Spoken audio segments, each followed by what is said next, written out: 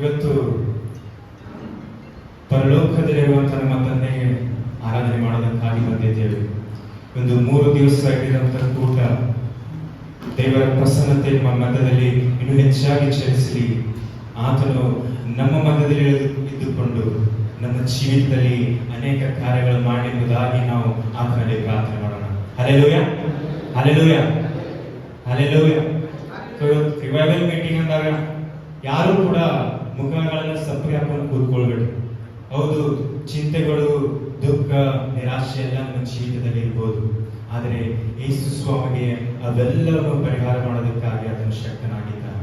ಆಮೇಲೆ ಅಂತ ದೇವರಿಗೆ ಇವತ್ತು ಆರಾಧನೆ ಮಾಡೋದಕ್ಕಾಗಿ ಬಂದಿರುವಾಗ ನಮ್ಮೆಲ್ಲರ ಹೃದಯಗಳನ್ನು ತೆರೆದು, ಹೌದು, ಪ್ರತಿಯೊಂದೊಂದು ಅಂಗಗಳು ಆತನಿಗೆ ಆರಾಧನೆ ಮಾಡಬೇಕೆಂಬುದಾಗಿ ವಾಕ್ಯ ಹೇಳ್ತಿದೆ.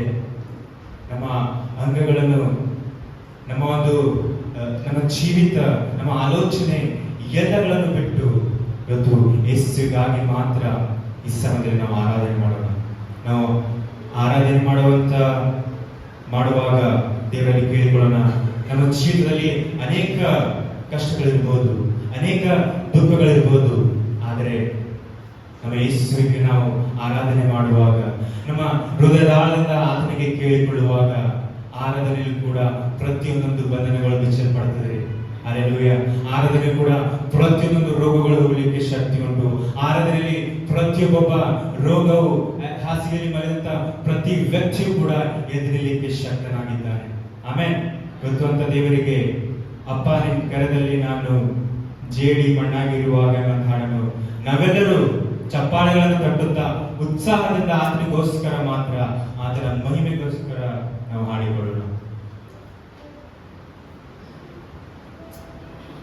ಅಪ್ಪ ನಿಕರದಲ್ಲಿ ನಾನು ಜೇಡಿ ಮಣ್ಣಾಗಿರುವಾಗ, ಆ ಜೇಡಿ ಮಣ್ಣಲ್ಲಿ ನೀನು ಒಳ್ಳೆ ಪಾತ್ರೆಯ ಮಾಡಿರುವೆ.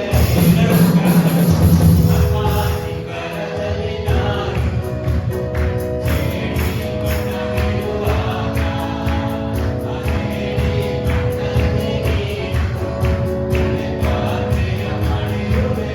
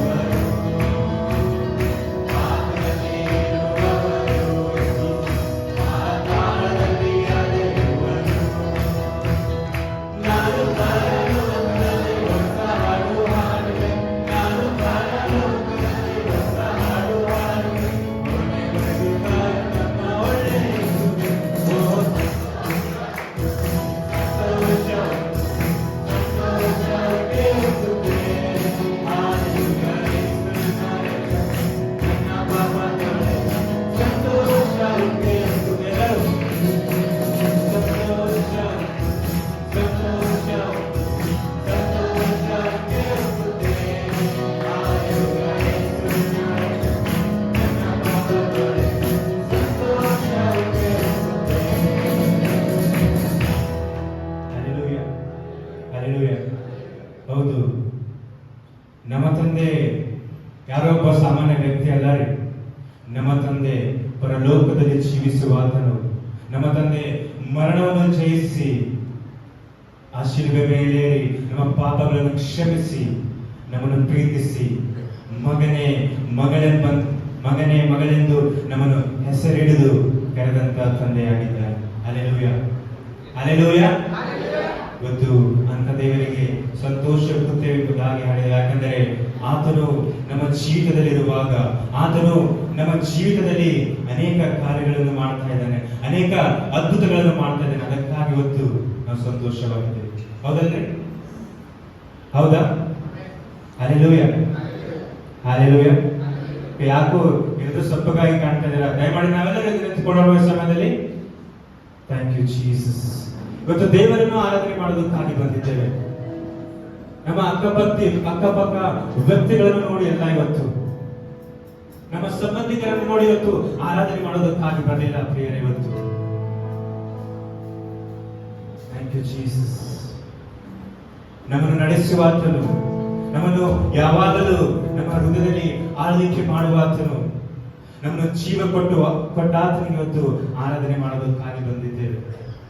ನಾವು ಯಾರು ಕೂಡ ಸುಮ್ಮನೆ ಇರದೆ ನಮ್ಮ ಬಾಯಿಗಳನ್ನು ತೆರೆದು ಚಪ್ಪಾಳೆಗಳನ್ನು ಕಟ್ಟುತ್ತಾ ಆತನಿಗೋಸ್ಕರ ಇವತ್ತು ನಾವು ಮಹಿಮೆ ಸಲ್ಲಿಸೋಣ. ಎಲ್ಲರೂ ಸಿದ್ಧರಾಗಿದ್ದೇವಾ? Yes yes, hallelujah, hallelujah.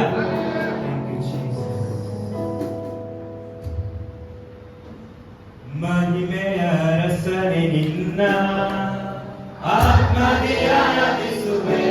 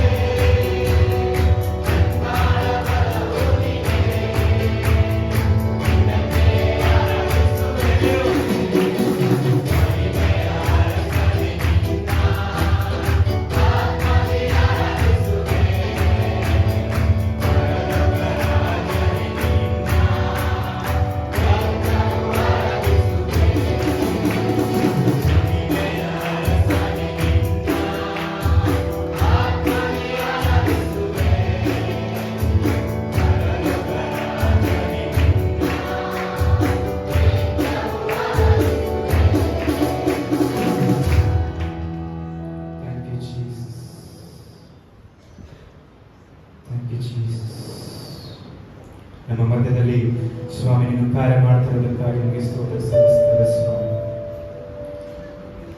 ಹೌದು, ನಿನಗೆ ಆರಾಧನೆ ಮಾಡೋದಕ್ಕಾಗಿ ಬಂದಿರುವಾಗ ಸ್ವಾಮಿ ನಿನ್ನ ಮಕ್ಕಳನ್ನು ಮುಟ್ಟೆಂಬುದಾಗಿ ನಾವು ಕೇಳಿಕೊಳ್ತಾ ಇದ್ದೇವೆ. Thank you Jesus. ನೀನು ಮಹಿಮೆಗೆ ಅರಸನು, ನೀನು ಮಹಿಮೆಗೆ ಯೋಗ್ಯನಾದಂಥ ದೇವರು, ನೀನು ಆರಾಧನೆಗೆ ಯೋಗ್ಯನಾದಂಥ ದೇವರಾಗಿದೆ ಸ್ವಾಮಿ. ನಿನಗೆ ನಾವು ಕೋಟಿ ಕೋಟಿ ಸ್ತೋತ್ರವನ್ನು ಸಲ್ಲಿಸ್ತೇವೆ. ನಮ್ಮೊಟ್ಟಿಗೆ ಇರ್ತಾ ಇರುವುದಕ್ಕಾಗಿ ನಿನಗೆ ಸ್ತೋತ್ರ ಸ್ವಾಮಿ. ನಮ್ಮ ಜೀವಿತಗಳನ್ನು ಮಾರ್ಪಡಿಸ್ತಾ ಇರುವುದಕ್ಕಾಗಿ ನಿನಗೆ ಸ್ತೋತ್ರವನ್ನು ಸಲ್ಲಿಸ್ತೇವೆ. ನನ್ನ ನಡೆಸ್ತಾ ಇರುವುದಕ್ಕಾಗಿ, ನನ್ನ ತಲೆಯನ್ನು ಎತ್ತುತ್ತಾ ಇರುವುದಕ್ಕಾಗಿ ಸ್ವಾಮಿ, ಎಲ್ಲಾ ಸಮಯದಲ್ಲಿ ನನ್ನೊಟ್ಟಿಗೆ ಇರ್ತಾ ಇರುವುದಕ್ಕಾಗಿ ನಿನಗೆ ಸ್ತೋತ್ರ. Thank you Jesus. ನನ್ನ ನಡೆಸುವವ ನೀನೇ, ಎತ್ತುವವ ನೀನೇ, ತಕ್ಕ ಸಮಯದಲ್ಲಿ ನನ್ನ ನಡೆಸುವವ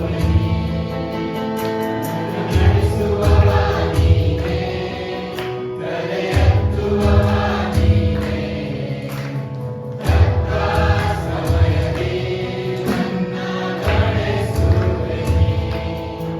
ನಿನಗೆ ಮರೆಯಾಗಿ ಒಂದು ಇಲ್ಲವೇ,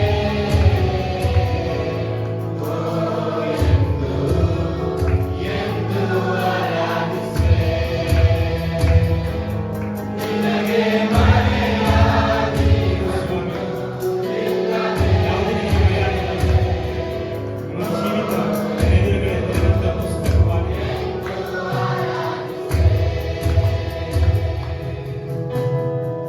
ಚಿಕ್ಕವನೆಂದು ನನ್ನ ಕಣ್ಣೆ ಆಗಲೆಂದು ನೆನೆಸಿದ ಸಮಯ, ಮನಸ್ಸನ್ನು ಗಟ್ಟಿ ಯಾರು ಇಲ್ಲದಂತ ಸಮಯ, ತಾಯಿಯಂತೆ ನನ್ನ ಸತೈಸಿ ಕಣ್ಣೀರಾಗಿ ಒರೆಸಿ. ನಿನಗೆ ಮರೆಯಾಗಿ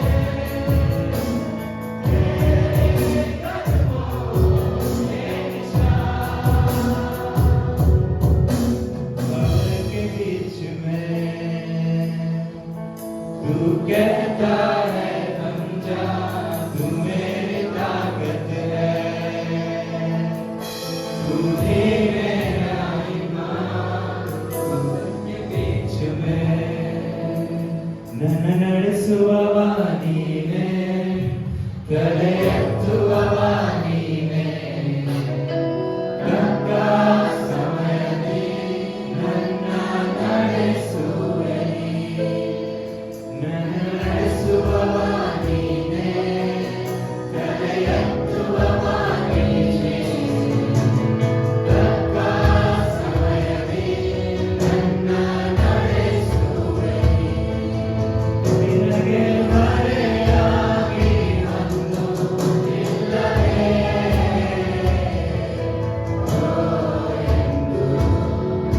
ಎಂದು ಆರಾಧಿಸುವೆ. ನಿನಗೆ ಮರೆಯಾಗಿ ಒಂದು ಇಲ್ಲವೇ,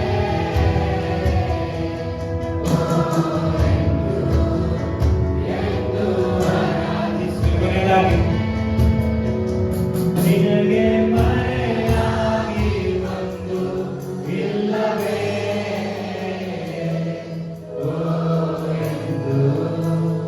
ಎಂದು ಆರಾಧಿಸುವೆ.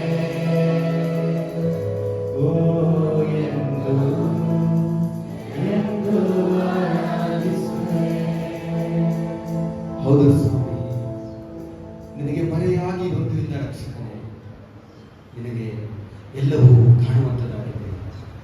ಹೌದು, ನೀನು ಅದ್ಭುತ ರಕ್ಷಕನು, ಆಲೋಚನೆ ಕರ್ತನು. ಸ್ವಾಮಿ, ನಮಗೆ ಒಂದು ದಿನದ ಆರಾಧನೆಯನ್ನು ಕೇಳಿ ಅದನ್ನು ಲಾಲಿಸಿ ಕರ್ತನೆ, ಅದನ್ನು ಬಲಪಡಿಸುವಂತ ಕರ್ತನು ನೀನಾಗಿದ್ದೀರಿ. ಅದಕ್ಕಾಗಿ ನಿಮಗೆ ಸ್ತೋತ್ರ ಸಲ್ಲಿಸ್ತೇನೆ. ಇದುವರೆಗೂ ಸ್ವಾಮಿ ನಮ್ಮ ಜೊತೆಗಾರನಾಗಿದ್ದು ನಡೆಸಿದಕ್ಕಾಗಿ ನಿಮಗೆ ಸ್ತೋತ್ರ ಸಲ್ಲಿಸ್ತಾ ಚಿಕ್ಕ ಆರಾಧನೆಯನ್ನು ನಿಮಗೆ ಸಮರ್ಪಿಸ್ತೇನೆ ರಕ್ಷಕನೇ. Hallelujah, hallelujah. ಕರ್ತನಾದ ಯೇಸು ಕ್ರಿಸ್ತನ ನಾಮದಲ್ಲಿ ನಾನು ನಿಜವಾಗಲೂ ನಿಮ್ಮೆಲ್ಲರನ್ನ ವಂದಿಸ್ತೇನೆ. ದೇವರು ಕೊಟ್ಟಂತ ಈ ಅವಕಾಶಕ್ಕಾಗಿ, ಕೃಪೆಗಾಗಿ ನಿಜವಾಗಲೂ ನಾನು ದೇವರಿಗೆ ಕೃತಜ್ಞನಾಗಿದ್ದೇನೆ. ಮತ್ತೆ ನನ್ನನ್ನು ಆಹ್ವಾನ ಮಾಡಿದಂಥ ಪಾಸ್ಟರ್ ಜೋಸೆಫ್ ಅವರಿಗೆ, ಅವರ ಕುಟುಂಬಕ್ಕೆ ಕರ್ತನ ನಾಮದಲ್ಲಿ ನಾನು ವಂದಿಸ್ತೇನೆ. ಹಾಗೆ ಇಲ್ಲಿರುವಂಥ ಎಲ್ಲ ಸಭೆಯಲ್ಲಿ ಸೇವೆ ಮಾಡುವಂಥ ಲೀಡರ್ಸ್ಗಳಿಗೆ ಮತ್ತು ಸಭಾ ವಿಶ್ವಾಸಿಗಳಿಗೂ ನನ್ನ ಯೇಸು ಕ್ರಿಸ್ತನ ನಾಮದಲ್ಲಿ ನನ್ನ ವಂದನೆಗಳನ್ನು ನಿಮಗೆ ತಿಳಿಸುವನಾಗಿದ್ದೇನೆ. ಈಗಾಗಲೇ ನನ್ನ ಪರಿಚಯ ಪಾಸ್ಟರ್ ಮಾಡಿದ್ದಾರೆ. ಹಾಗಾಗಿ ನನ್ನ ಬಗ್ಗೆ ನಾನು ಜಾಸ್ತಿ ಹೇಳಲಿಕ್ಕೆ ಹೋಗಲ್ಲ. ನನ್ನನ್ನು ನಿಲ್ಲಲಿಕ್ಕೆ ಕಾರಣ ಆದಂಥ ಯೇಸು ಕ್ರಿಸ್ತನ ಬಗ್ಗೆ ಹೆಚ್ಚಾಗಿ ಹೇಳಲಿಕ್ಕೆ ನಾನು ಬಯಸ್ತೇನೆ.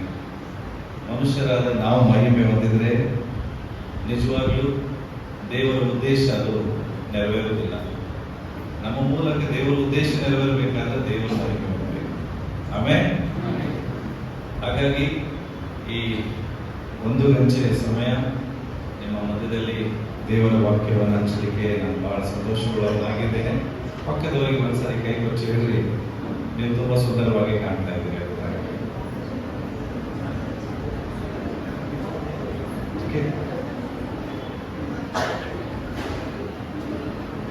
ಸ್ತ್ರೀಯರು ಮಾತ್ರ ಹೇಳ್ತಾ ಇದ್ದಾರೆ, ಪುರುಷರು ಹೇಳ್ತಾ ಇದ್ದಾರೆ. Just greet your neighbors and say, you are so beautiful. ಹೇಳಿ, ನೀವು ತುಂಬಾ ಸುಂದರವಾಗಿದ್ದೀರಿ. ಅನಿಸ್ತಾ ಇಲ್ವಾ ನಿಮಗೆ? ಸುಂದರವಾಗಿದ್ದೀರಿ ಅನಿಸ್ತಾ ಇಲ್ವಾ? ದೇವರ ವಾಕ್ಯ ಹೇಳ್ತದೆ, ದೇವರು ನಮ್ಮನ್ನ ತನ್ನ ಸ್ವರೂಪದಲ್ಲಿ ಉಂಟು ಮಾಡಿದ್ದಾನೆ. ಎಷ್ಟು ಜನ ನಂಬ್ತೀರಿ ದೇವರು ಸುಂದರವಾಗಿದ್ದಾನೆ? ಸೊ ದೇವರು ಸುಂದರವಾಗಿದ್ರೆ ನಮ್ಮನ್ನು ಉಂಟು ಮಾಡಿದವರು ದೇವರು, ನಾವು ಕೂಡ ಸುಂದರವಾಗಿದ್ದೇವೆ. ಅದಕ್ಕಾಗಿ ಪಕ್ಕದವ್ರಿಗೆ ಹೇಳ್ರಿ, ನೀವು ತುಂಬಾ ಸುಂದರವಾಗಿದ್ದೀರಿ. ಬಹಳ ನಾಚಿಸ್ತೀರಿ ನೀವು ಗುಲ್ಬರ್ಗದವರು. ನಮ್ಮ ಕಡೆ ಹೀಗೆಲ್ಲ ಇಲ್ಲ. ಅವ್ರನ್ನ ಕೈ ಕೊಟ್ಟು ಹಗ್ಗ ಮಾಡಿ ಹೇಳ್ತಾರೆ, ನೀವು ತುಂಬಾ ಸುಂದರವಾಗಿದ್ದೀರಿ ಅಂತ. ನೋಡಿ ಪ್ರಿಯರೇ, ನಾವು ಸುಂದರವಾಗಿರುವಂಥದ್ದು ದೇವರ ಒಂದು ಗಿಫ್ಟ್ ಆಗಿದೆ. Okay, if you are beautiful, it means it's a gift of God. But if you live beautiful, that is your gift to God. ಎಷ್ಟು ಜನರಿಗೆ ಅರ್ಥ ಆಯ್ತು? ನೀವು ಸುಂದರವಾಗಿರುವುದು ದೇವರು ನಿಮಗೆ ಕೊಟ್ಟಂತ ಗಿಫ್ಟ್ ಆಗಿದೆ. ಬಟ್ ನೀವು ಸುಂದರವಾಗಿ ಜೀವಿಸಿದರೆ ನೀವು ಕೊಡುವ ಗಿಫ್ಟ್ ದೇವರಿಗೆ ಆಗಿದೆ. ಹಾಗಾಗಿ ದೇವರು ಕೊಟ್ಟಂತ ಈ ಜೀವಿತವನ್ನ ಬಹಳ ಸುಂದರವಾಗಿ ನಾವು ಜೀವಿಸಬೇಕಾಗಿದೆ. ಹಾಗಾಗಿ ನಾನು ಅದಕ್ಕೆ ಹೇಳಿದೆ, ಪಕ್ಕದವ್ರಿಗೆ ಹೇಳ್ರಿ, ನೀವು ತುಂಬಾ ಹ್ಯಾಂಡ್ಸಮ್ ಆಗಿದ್ದೀರಿ. ಕೈ ಕೊಟ್ಟು ಹೇಳ್ರಿ, ಪಕ್ಕದಲ್ಲಿ ಕೈ ಕೊಟ್ಟು,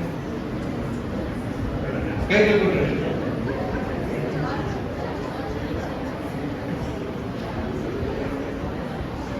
ತಿಳ್ಕೊಡ್ರಿ.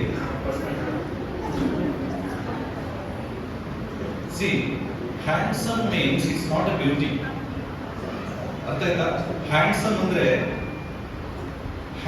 ಅಂದ್ರೆ ಬ್ಯೂಟಿ ಅಲ್ಲ. Giving hand to someone is handsome. ಅರ್ಥ ಆಯ್ತಾ? ಹ್ಯಾಂಡ್ಸಮ್ ಅಂದ್ರೆ ಸುಂದರವಾಗಿ ಕಾಣೋದಲ್ಲ, ಇತರರಿಗೆ ನಾವು ಕೊಡುವುದು ಹ್ಯಾಂಡ್ಸಮ್ ಆಗಿದೆ.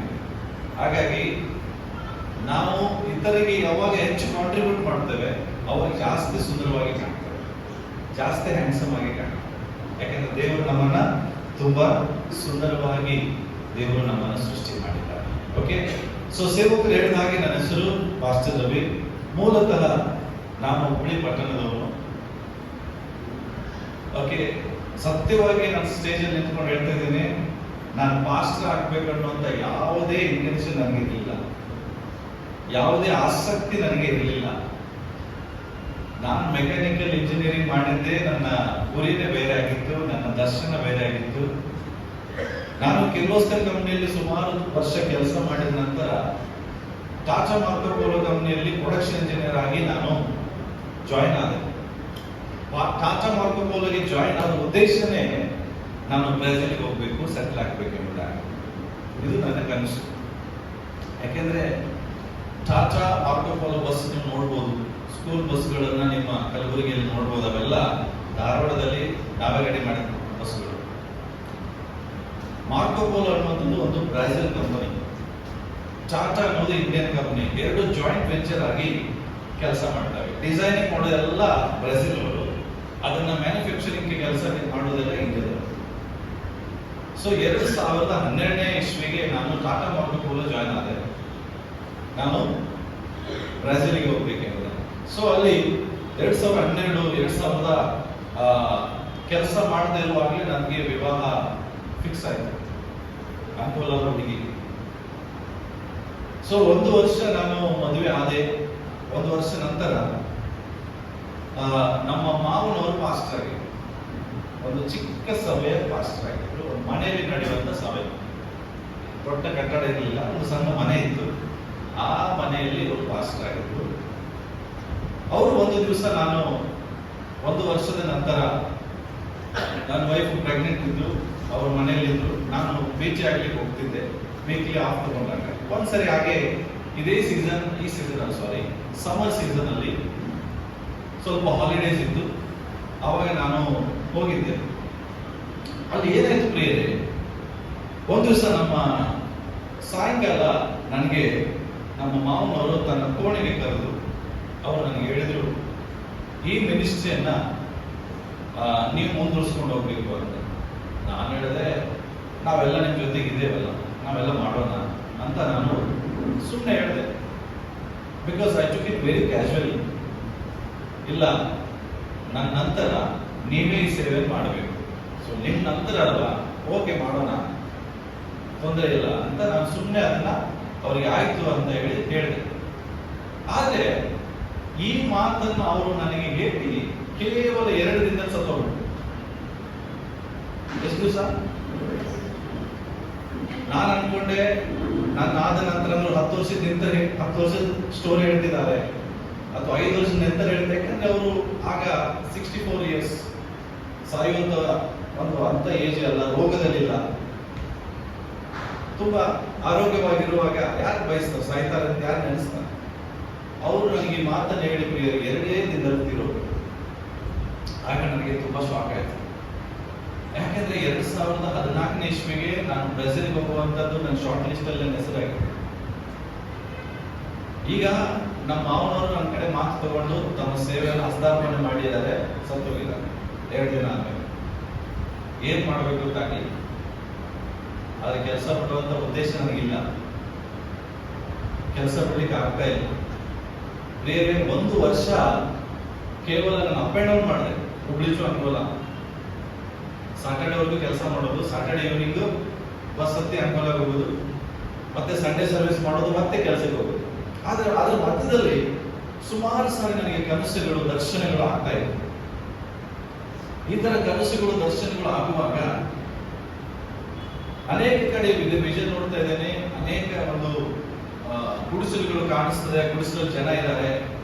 ಆ ಜನರ ಪಕ್ಕ, ಗುಡಿಸಲು ಪಕ್ಕದಲ್ಲಿ ಒಂದು ದೊಡ್ಡ ಕೆರೆ ಹರಿತಾ ಇದೆ. ಆ ಕೆರೆ ನೋಡುವಾಗ ನೀರಿನ ಕೆರೆ ಅಲ್ಲ, ಬೆಂಕಿ ಕೆರೆ ಹರಿತಾ ಇದೆ, ನದಿ ಹರಿತಾ ಇದೆ. ಆಗ ಆ ಗುಡಿಸಲು ಒಳಗಡೆ 2-3 ಈ ದುಷ್ಟ ಆತ್ಮಗಳು, ದುರಾತ್ಮ ಸೇನೆಗಳು ಹೋಗಿ ಜನರನ್ನ ಎಳ್ಕೊಂಡು ಬಂದು ಕೆರೆಗೆ, ನದಿಗೆ ಹಾಕುವುದನ್ನ ನಾವು ನೋಡ್ತಾ ಇದ್ದೇವೆ. ಆಗ ನನ್ನ ಹೆಂಡತಿಗೆ ನಾನು ಹೇಳ್ತಾ ಇದ್ದೇನೆ, ಹೋಗಿ ಅವರನ್ನ ನಾವು ಬಿಡಿಸೋಣ ಅಂತ ಹೇಳಿ ಅವರ ಜೊತೆಗೆ ಹೋರಾಡಿ ಆ ಜನರ ಬಿಡಿಸುವಂತ ಕನಸುಗಳು ಬಿಡೋದು ಸ್ಟಾರ್ಟ್ ಆಯ್ತು ಇದು ಮಧ್ಯದಲ್ಲಿ. ಆಗ ರಾತ್ರಿ ಇವೆಲ್ಲ ಬಿಡೋದಂತೂ ಮಧ್ಯರಾತ್ರಿ. ಬೆಳಗ್ಗೆ ಎದ್ದ ತಕ್ಷಣ ಮತ್ತೆ ನಮ್ಮ ಆತ್ಮಿಕ ತಂದೆಯವರ ಕಡೆ ಒಂದು ಸೀನಿಯರ್ ಪಾಸ್ಟರ್ ಈ ತರ ಹಂಚ್ಕೊಳ್ಳುವಾಗ ಹೇಳಿದ್ರು, ಇದು ದೇವರ ಸೇವೆಗಾಗಿ ಕರೆಯುವಿಕೆ, ದೇವರಿಗೆ ಒಪ್ಪಿಸು. ಬಟ್ ನನಗೆ ಒಪ್ಪಿಸಿಕೊಳ್ಳಿಕ್ಕೆ ಮನಸ್ಸಿಲ್ಲ. ಯಾಕೆ? ನನ್ನ ಕನಸೇ ಬೇರೆ. ಈ ರೀತಿಯಾಗಿ ಪದೇ ಪದೇ ದೇವರ ದರ್ಶನಗಳು ತೋರಿಸುವಾಗ ಒಂದು ದಿವಸ ನನಗೆ ಶಬ್ದ ಬಂತು ದೇವರದು. ಅದು ಮಧ್ಯರಾತ್ರಿ 3:30 ನಾನು ಇನ್ನೂ ಕೂಡ ದೇವರ ಸಮಯ ಬರುತ್ತಿದ್ದೇನೆ. ದೇವರ ಸ್ವರ ನನಗೆ ಬಂತು, ನಾನು ನಿನ್ನನ್ನು ಆರಿಸಿಕೊಂಡಂಥದ್ದು ಒಂದು ಕಾರ್ಯಕ್ಕಾಗಿ, ಅದು ನೀವು ಇನ್ನೊಂದು ಕಾರ್ಯ ಮಾಡ್ತಾ ಇದ್ದೀರಿ.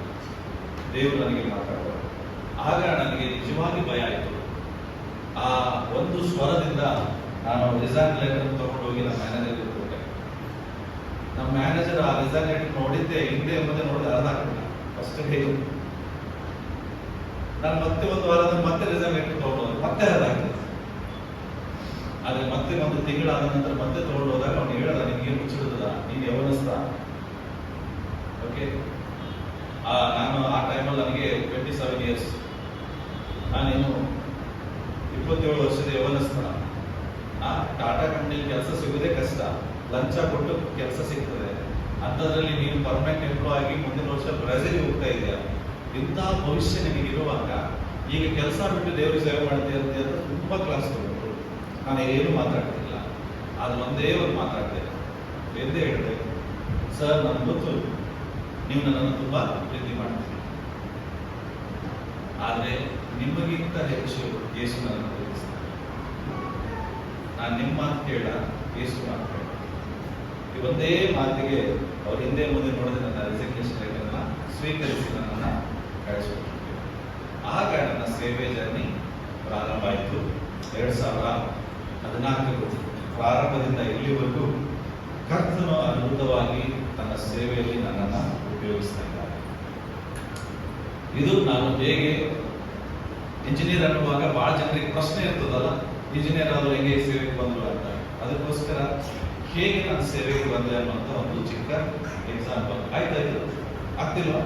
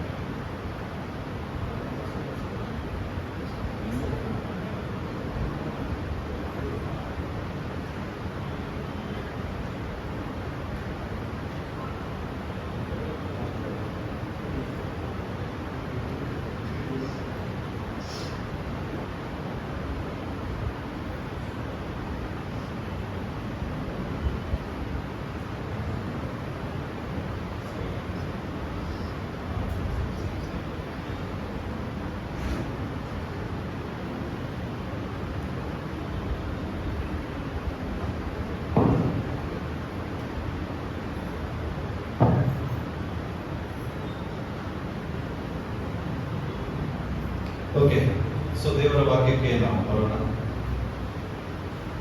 ಬಹಳ ನಾನು ಎಲ್ಲಿ ಹೋದ್ರು ಯಾವಾಗ ದೇವರ ವಾಕ್ಯ ಹೇಳಿ ಬರ್ತೇನಲ್ಲ, ಫಸ್ಟ್ ಡಿಸ್ಟರ್ಬೆನ್ಸ್ ಭಾಳ ಇರ್ತದೆ. ಬಹಳ ಕಡೆ ನಾನು ನೋಡಿದ್ದೇನೆ, ತುಂಬಾ ಕಡೆ ವಾಕ್ಯ ಹೇಳುವಾಗ ಫಸ್ಟ್ 5 minutes 10 minutes ಡಿಸ್ಟರ್ಬೆನ್ಸ್ ಇರ್ತದೆ.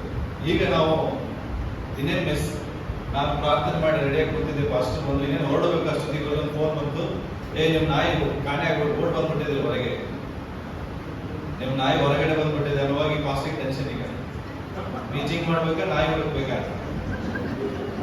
ಓಕೆ, ಸೊ ಆದ್ರೂ ನಂಬಿಕೆ ಇದ್ದಿಲ್ಲ ಸಿಗ್ತದೆ ಅಂತ. ಓಕೆ, ಆದ್ರೆ ನಾವು ಇವ್ರ ಮನೆ ಹತ್ರ ಬರುವೊಳಗಡೆ ಇವ್ರ ಮಗ ಫೋನ್ ಮಾಡಿ ಹೇಳ್ತಾ, ಡ್ಯಾಡಿ ಮತ್ತೆ ವಾಪಸ್ ಮನೆಗೆ ನಾಯಿ ಬಂತು. ಓಕೆ, ಅವಾಗ ಹೇಳ್ತಿದ್ರು ಇದೆಲ್ಲ ಮೀಟಿಂಗ್ ನಡೆಯುವಾಗಲೇ ಇರುವಂತ, ನಮ್ಮನ್ನು ಡಿಸ್ಟರ್ಬ್ ಮಾಡ್ಲಿಕ್ಕೆ ಇರುವಂತ ಸೈತಾನ ಒಂದು ಪ್ಲಾನ್. ಬಟ್ ದೇವರ ಉದ್ದೇಶನೇ ನೆರವೇರು. ಅದನ್ನ ಎಷ್ಟೇ ಯೋಜನೆಗಳು ಹಾಕಿದ್ರು ಕಡೆಯದಾಗಿ ದೇವರ ಉದ್ದೇಶವೇ ನೆರವೇರು. ಸೊ ಹಾಗಾಗಿ ಪ್ರಾರ್ಥನಾ ಪೂರ್ವಕವಾಗಿ ಕೂತ್ಕೊಳ್ಳೋಣ. ಇವತ್ತು ನಾವು ಈ ರಿವೈವಲ್ ಮೀಟಿಂಗ್ ಅಂತ ಬಂದಿದ್ದೇವೆ. ಬಟ್ ನಾನು ಯಾವುದೇ ರೀತಿಯಾದಂತ ಶಾರೀರಿಕ ರಿವೈವಲ್ ಟೀಚರ್ ಅಲ್ಲ. ದಯಮಾಡಿ ಬಹಳ ಕಡೆ ರಿವೈವಲ್ ಮೀಟಿಂಗ್ ಅಂದ ತಕ್ಷಣ ಭಯಂಕರ ಅದ್ಭುತಗಳು, ಓಕೆ, ಅತಿಶಯಗಳು, ಅದೇ ಆ ಥರ ಪ್ರೀಚರ್ ನಾನಲ್ಲ. ನಾನು ಒಬ್ಬ ಸ್ಪಿರಿಚುವಲ್ ರಿವೈವಲ್ ಪ್ರೀಚರ್. ಆತ್ಮಿಕ ಉಜ್ಜೀವನ ಹೊಂದುವಂತ ಸಂದೇಶಗಾರ. ನಾನು ಎಲ್ಲಿ ಕೂಡ ಶಾರೀರಿಕ ಬ್ಲೆಸ್ಸಿಂಗ್ಗಳ ಬಗ್ಗೆ ಮಾತಾಡೋದಿಲ್ಲ. ನೀವು ದೇವರ ಬಳಿಗೆ ಬಂದ್ರೆ, ಸಭೆಗೆ ಬಂದ್ರೆ ಅದು ಸಿಗ್ತದೆ ಇದು ಸಿಗ್ತದೆ ಅಂತ ನಾನು ಮಾತಾಡೋದಿಲ್ಲ. ಯಾಕೆಂದ್ರೆ ಆಶೀರ್ವಾದಗಳೆಲ್ಲ they are the byproducts. ಆಶೀರ್ವಾದಗಳು ಅವೆಲ್ಲ ದೇವರ ಕೃಪೆಯಿಂದ ನಮಗೆ ಸಿಗುವಂಥದ್ದು. ಅದಕ್ಕಾಗಿ ಪ್ರಯಾಸ ಕೊಡೋ ಅವಶ್ಯಕತೆ ಇಲ್ಲ. ಅದಕ್ಕಾಗಿ ದೇವರ ಮುಂದೆ ಓಡಾಡೋ ಅವಶ್ಯಕತೆ ಇಲ್ಲ. ನೀವು ಒಂದು ಹೋಟ್ಲಿಗೆ ಹೋಗಿ ಜಸ್ಟ್ ಒಂದು ಪ್ಲೇಟ್ ಇಡ್ಲಿ ಅಷ್ಟೇ ಕೇಳ್ತೀವಿ, ಸಾಂಬಾರ್ ಚಟ್ನಿ ಫ್ರೀ ಬರ್ತದೆ. ಹೌದಾ? ಯಾರಾದ್ರೂ ಇಡ್ಲಿ ಸಾಂಬಾರ್ ಚಟ್ನಿ ಕೊಡೋದು ಹೇಳ್ತೀರಾ? ಹೋಟ್ಲಿಗೆ ಹೋಗಿ ಏನ್ ಹೇಳ್ತೀರಿ? 1 ಪ್ಲೇಟ್ ಇಡ್ಲಿ ಹೇಳ್ತೀರಿ ಅಷ್ಟೇ. ಸಾಂಬಾರ್ ಚಟ್ನಿ ನೀವು ಕೇಳಿದ್ರು ಬರ್ತದೆ. ಹೌದ್ರಿ? ಸೇಮ್. ಇಡ್ಲಿ ಅಂದ್ರೆ ದೇವರು. ನೀವು ದೇವರ ಬಳಿಗೆ ಬಂದ್ರೆ ಸಾಂಬಾರ್ ಚಟ್ನಿ ಫ್ರೀ ಬರ್ತದೆ. ಈ ಸಾಂಬಾರ್ ಚಟ್ನಿ ಏನು ಗೊತ್ತಾ? ಇವೇ ಬ್ಲೆಸ್ಸಿಂಗ್, ಆಶೀರ್ವಾದಗಳು. ದೇವರ ವಾಕ್ಯ ಹೇಳ್ತದೆ, ಶುಭ ಕೃಪೆ ನಿಂಬಲಿಸಬೇಕು. ನೀವು ಅದನ್ನು ನಿಂಬಲಿಸೋ ಅವಶ್ಯಕತೆ ಇಲ್ಲ. ಹೌದಾ? ಹಾಗಾಗಿ ನೀವು ಆತ್ಮಿಕವಾಗಿ ಬದಲಾಗಲಿ, ಆಶೀರ್ವಾದ ನಿಮ್ಮಿಂದ ಬರ್ತದೆ. ನೀವು ದೇವರ ಸಮೀಪಕ್ಕೆ ಬರ್ರಿ, ಆಗ ದೇವರು ನಿಮ್ಮ ಸಮೀಪಕ್ಕೆ ಬರ್ತಾರೆ. ನೀವು ಮೊದಲು ದೇವರ ರಾಜ್ಯಕ್ಕಾಗಿ ತವಕ ಪಡ್ರಿ, ನಿಮಗೆ ಬೇಕಾಗಿದ್ದು ನಿಮ್ಮ ಹಿಂದೆ ಬರ್ತದೆ. ಇವೆಲ್ಲ ಬೈಬಲ್ ಅಲ್ಲಿರುವಂತ ತತ್ವಗಳು. ಇದಕ್ಕೆ ವಿರೋಧವಾಗಿ ನಾವು ಹೋಗೋದು ಬೇಡ. ಓಕೆ, ಸೊ ಇವತ್ತು ನಿಮ್ಮ ಮಧ್ಯೆ ಒಂದು ವಿಷಯವನ್ನು ನಾನು ಮಾತನಾಡಲಿಕ್ಕೆ ಇಷ್ಟಪಡ್ತೇನೆ. ಅದೇನಂದ್ರೆ, ಕ್ರೈಸ್ತಿಯ ಜೀವಿತದಲ್ಲಿ ಕೆಲವು ಹಂತಗಳಿಲ್ಲ. ಆ ಹಂತದಲ್ಲಿ ನೀವು ಯಾವ ಹಂತದಲ್ಲಿ ಇದ್ದೇವೆ ಅನ್ನೋದನ್ನ ಇವತ್ತು ನಾವು ತಿಳ್ಕೊಳ್ಳೋಣ. Okay, there are some levels in Christian life. Okay, ಇವತ್ತು ಆ ಯಾವ ಲೆವೆಲ್ ಅಲ್ಲಿ ಇದೆ ಅನ್ನುವಂಥದ್ದನ್ನು ನಾವು ತಿಳ್ಕೊಳ್ಳೋಣ. ಅದಕ್ಕೋಸ್ಕರ ನಾನು ಎಲ್ಲೇ ಒಂದು ಸ್ವಲ್ಪ PPT ಯೂಸ್ ಮಾಡ್ತೇನೆ. ಯಾಕಂದ್ರೆ ನಿಮ್ಮ ಗಮನ ಆ ಕಡೆ ಹೋಗೋದಿಲ್ಲ, ನಿಮ್ಮ ಗಮನ ಈ ಕಡೆ ಬರ್ತದೆ. ಅದಕ್ಕೋಸ್ಕರ ಈ PPT ಹೆಸರು, ಇದು ಸಂದೇಶದ ಹೆಸರು ಏನಾಗಿದೆ? 3 levels of Christianity. 3 levels. Okay, ಇದು ಹಾಕಿದ್ದೀರಾ? ಅದನ್ನ ನಾನು ಅಪ್ಲೋಡ್ ಮಾಡಿ. ಕ್ರೈಸ್ತಿಯ ಜೀವಿತದಲ್ಲಿರುವಂತಹ 3 ಹಂತಗಳು. ಓಕೆ, ಪ್ರಿಯರೇ, ಇಡೀ ಸತ್ಯವೇದದಲ್ಲಿ ನನ್ನನ್ನು ಹಿಂಬಾಲಿಸಿರಿ ಅನ್ನುವಂತ ಪದ ಕರ್ತನಾದ ಯೇಸು ಕ್ರಿಸ್ತನನ್ನ ಬಿಟ್ಟರೆ ಕೇವಲ ಅಪೊಸ್ತಲ ಪೌಲ ಮಾತ್ರ ಹೇಳ್ತಾನೆ. ಯೇಸು ಸ್ವಾಮಿ ಹೇಳಿದ್ರೆ ಫಾಲೋ ಮೀ, ನನ್ನನ್ನ ಹಿಂಬಾಲಿಸಿ. ಬಟ್ ಈ ಶಬ್ದ ಇಡೀ ಬೈಬಲ್ ಅಲ್ಲಿ ಮನುಷ್ಯರು ಯಾರು ಹೇಳಿಲ್ಲ, ಕೇವಲ ಒಬ್ಬ ವ್ಯಕ್ತಿ ಹೇಳ್ತಾನೆ. ಆತನ ಹೆಸರೇ ಅಪೊಸ್ತಲನಾದಂತ ಪೌಲನು. ಓಕೆ, ನೀವು 1 ಕೊರಿಂಥದವರಿಗೆ ಬರೆದ ಪತ್ರಿಕೆಯಲ್ಲಿ 11ನೇ ಅಧ್ಯಾಯದಲ್ಲಿ ಓದುವುದಾದ್ರೆ ಅದು ನಿಮಗೆ ಸಿಗ್ತದೆ. ನೀವು ನನ್ನನ್ನು ಅನುಸರಿಸಿರಿ, ನನ್ನನ್ನು ಹಿಂಬಾಲಿಸಿರಿ. ಫಿಲಿಪ್ಪಿ 7:3-17 ನೀವು ಓದುವುದಾದ್ರೆ ಇದೇ ಪದಗಳನ್ನು ಸಿಗ್ತದೆ. ಬಟ್ ಅದರ ಬಗ್ಗೆ ನಾನು ಹೇಳಿ ಬಂದಿಲ್ಲ. ಆದ್ರೆ ನಾನು ನಿಮಗೆ ಏನು ಹೇಳಿ ಇಷ್ಟಪಡ್ತೇನೆ ಅಂದ್ರೆ, ಪೌಲನು ಯಾಕೆ ಆತನು ಈ ರೀತಿಯಾಗಿ ಹೇಳಿದಂದ್ರೆ, ಸಭೆಗಳಿಗೆ ಆತನು ಹೇಳ್ತಾನೆ, ಬಹಳಷ್ಟು ಸಭೆಗಳು ಇನ್ನೂ ಕೂಡ ಪ್ರಾರಂಭದ ಹಂತದಲ್ಲಿದ್ದಾವೆ, ಮೊದಲನೇ ಹಂತದಲ್ಲಿದ್ದಾರೆ. ಬಟ್ ಅವರೆಲ್ಲರೂ ಮೂರನೇ ಹಂತದವರೆಗೂ ಬರಬೇಕು ಅನ್ನುವಂಥದ್ದು ಪೌಲನ ಉದ್ದೇಶವಾಗಿದೆ. ಪ್ರೇರಿಯಲ್ಲಿ ಕೂತಂತ ಎಲ್ಲಾ ದೇವ ಜನರಿಗೆ ನನ್ನ ಇವತ್ತು ಕಳಕಳೆಯ ವಿನಂತಿ, ದೇವರ ವಾಕ್ಯವು ಹೊರಡುವಾಗ ನಿಮ್ಮನ್ನ ನೀವು ಪರೀಕ್ಷೆ ಮಾಡಿಕೊಳ್ತಾ ಇದ್ದೀರಿ. ನಾನು ಯಾವ ಹಂತದಲ್ಲಿ ಇವತ್ತಿದ್ದೇನೆ, ನಿಜವಾಗಿ ನನ್ನ ಹಂತ ಯಾವುದಿಲ್ಲ. ಓಕೆ, ಸತ್ಯವೇದ ತಂದೆದವರೆಲ್ಲರೂ ಒಂದು ವಾಕ್ಯ ಇಬ್ರಿಯರಿಗೆ ಬರೆದ ಪತ್ರಿಕೆಯನ್ನ ನಮ್ಮ ಸತ್ಯವೇದವನ್ನು ತಿರುಗಿಸಿಕೊಳ್ಳೋಣ.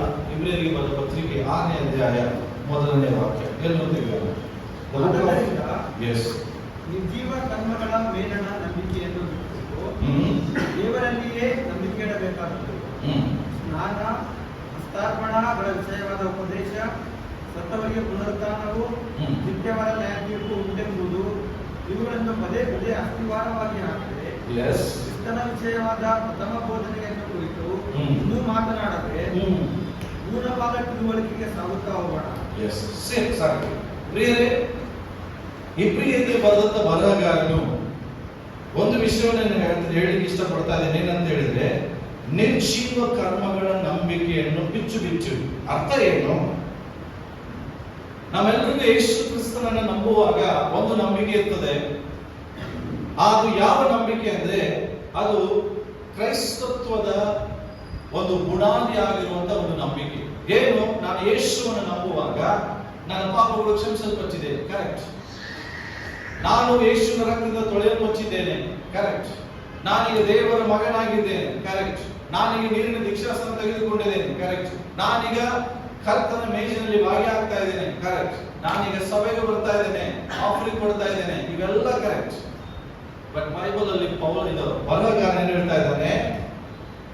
ಸ್ನಾನ, ಹಸ್ತಾರ್ಪಣ, ಇವುಗಳ ವಿಷಯವಾದಂತ ಉಪದೇಶ, ಸತ್ತವರಿಗೆ ಪುನರುತ್ಥಾನ, ನಿತ್ಯವಾದ ನ್ಯಾಯ ತೀರ್ಪು ಉಂಟು. ಇವೆಲ್ಲ ನಮ್ಗೆ ಗೊತ್ತಿದೆ. ಬಟ್ ಇವುಗಳನ್ನೇ ನೀವೇನ್ ಮಾಡ್ಬೇಡ್ರಿ, ಪದೇ ಪದೇ ಪದೇ ಪದೇ ಇವುಗಳ ಮೇಲೆ ನಿಮ್ಮ ಅಸ್ಥಿವಾರವನ್ನು ಹಾಕಬೇಡ್ರಿ.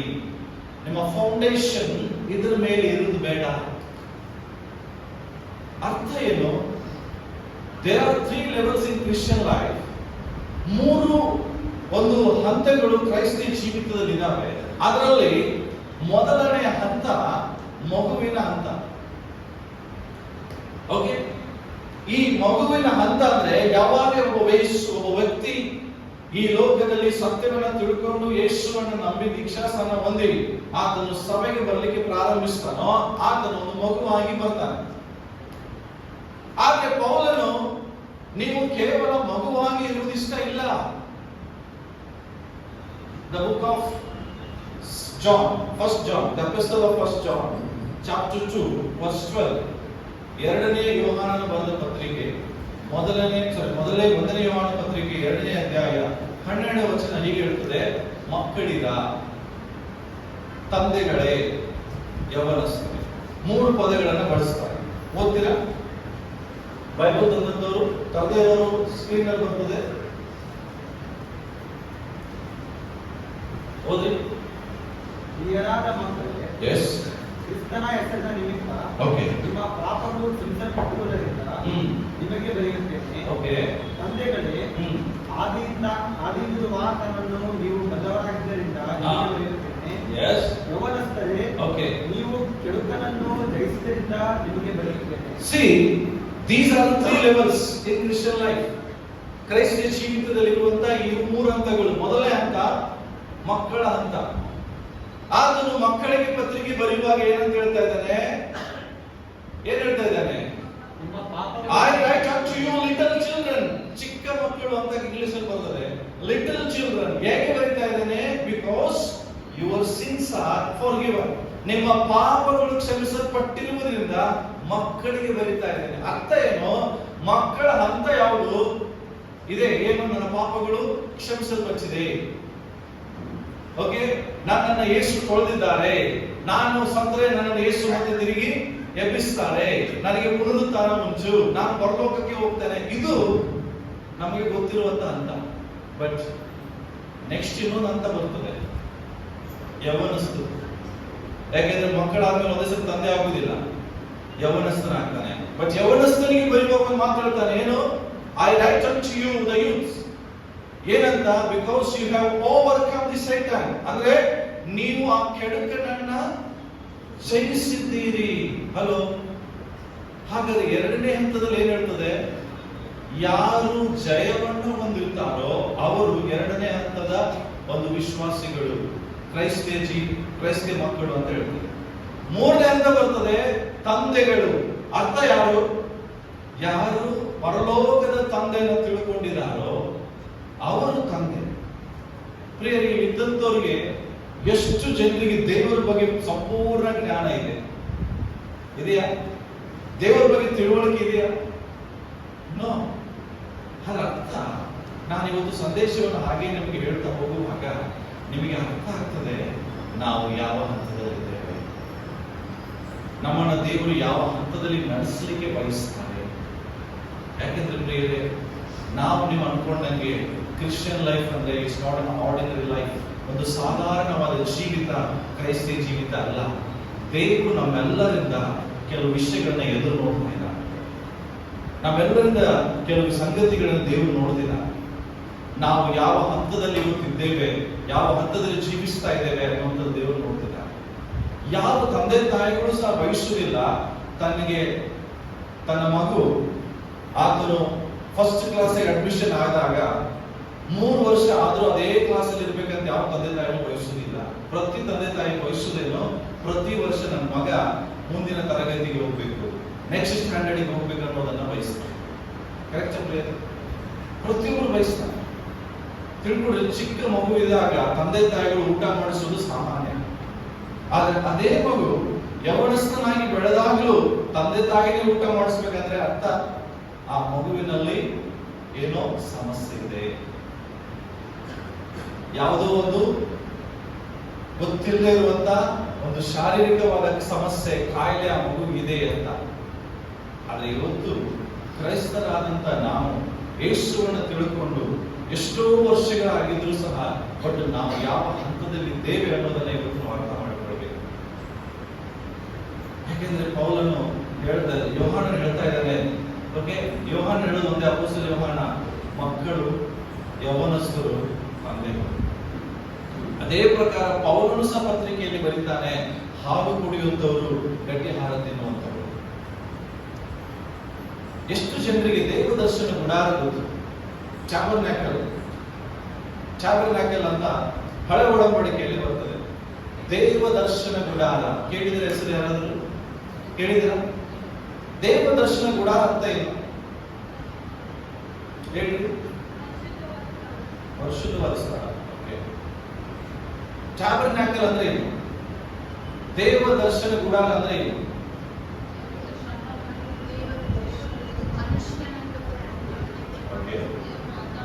ಸರಿಯಾಗಿ ಹೇಳ್ತಾ ಇದೆ.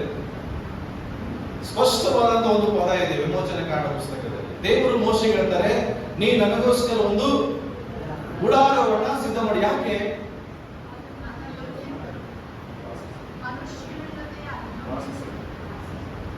ನಾನು ವಾಸ ಮಾಡುವುದಕ್ಕೆ. ಹಲೋ, ಏನ್ರಿ?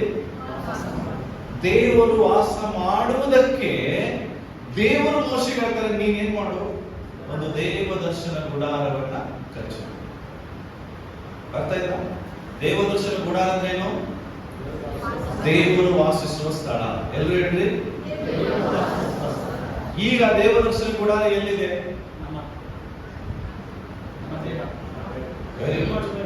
ಈಗ ದೇವರು ವಾಸ ಮಾಡುವ ದೇವದರ್ಶನ ಗುಡಾರ ಯಾವುದು? ಯಾವುದು ಹೇಳಿ, ಎಲ್ಲರೂ ಹೇಳಿ. ಯಾವುದು?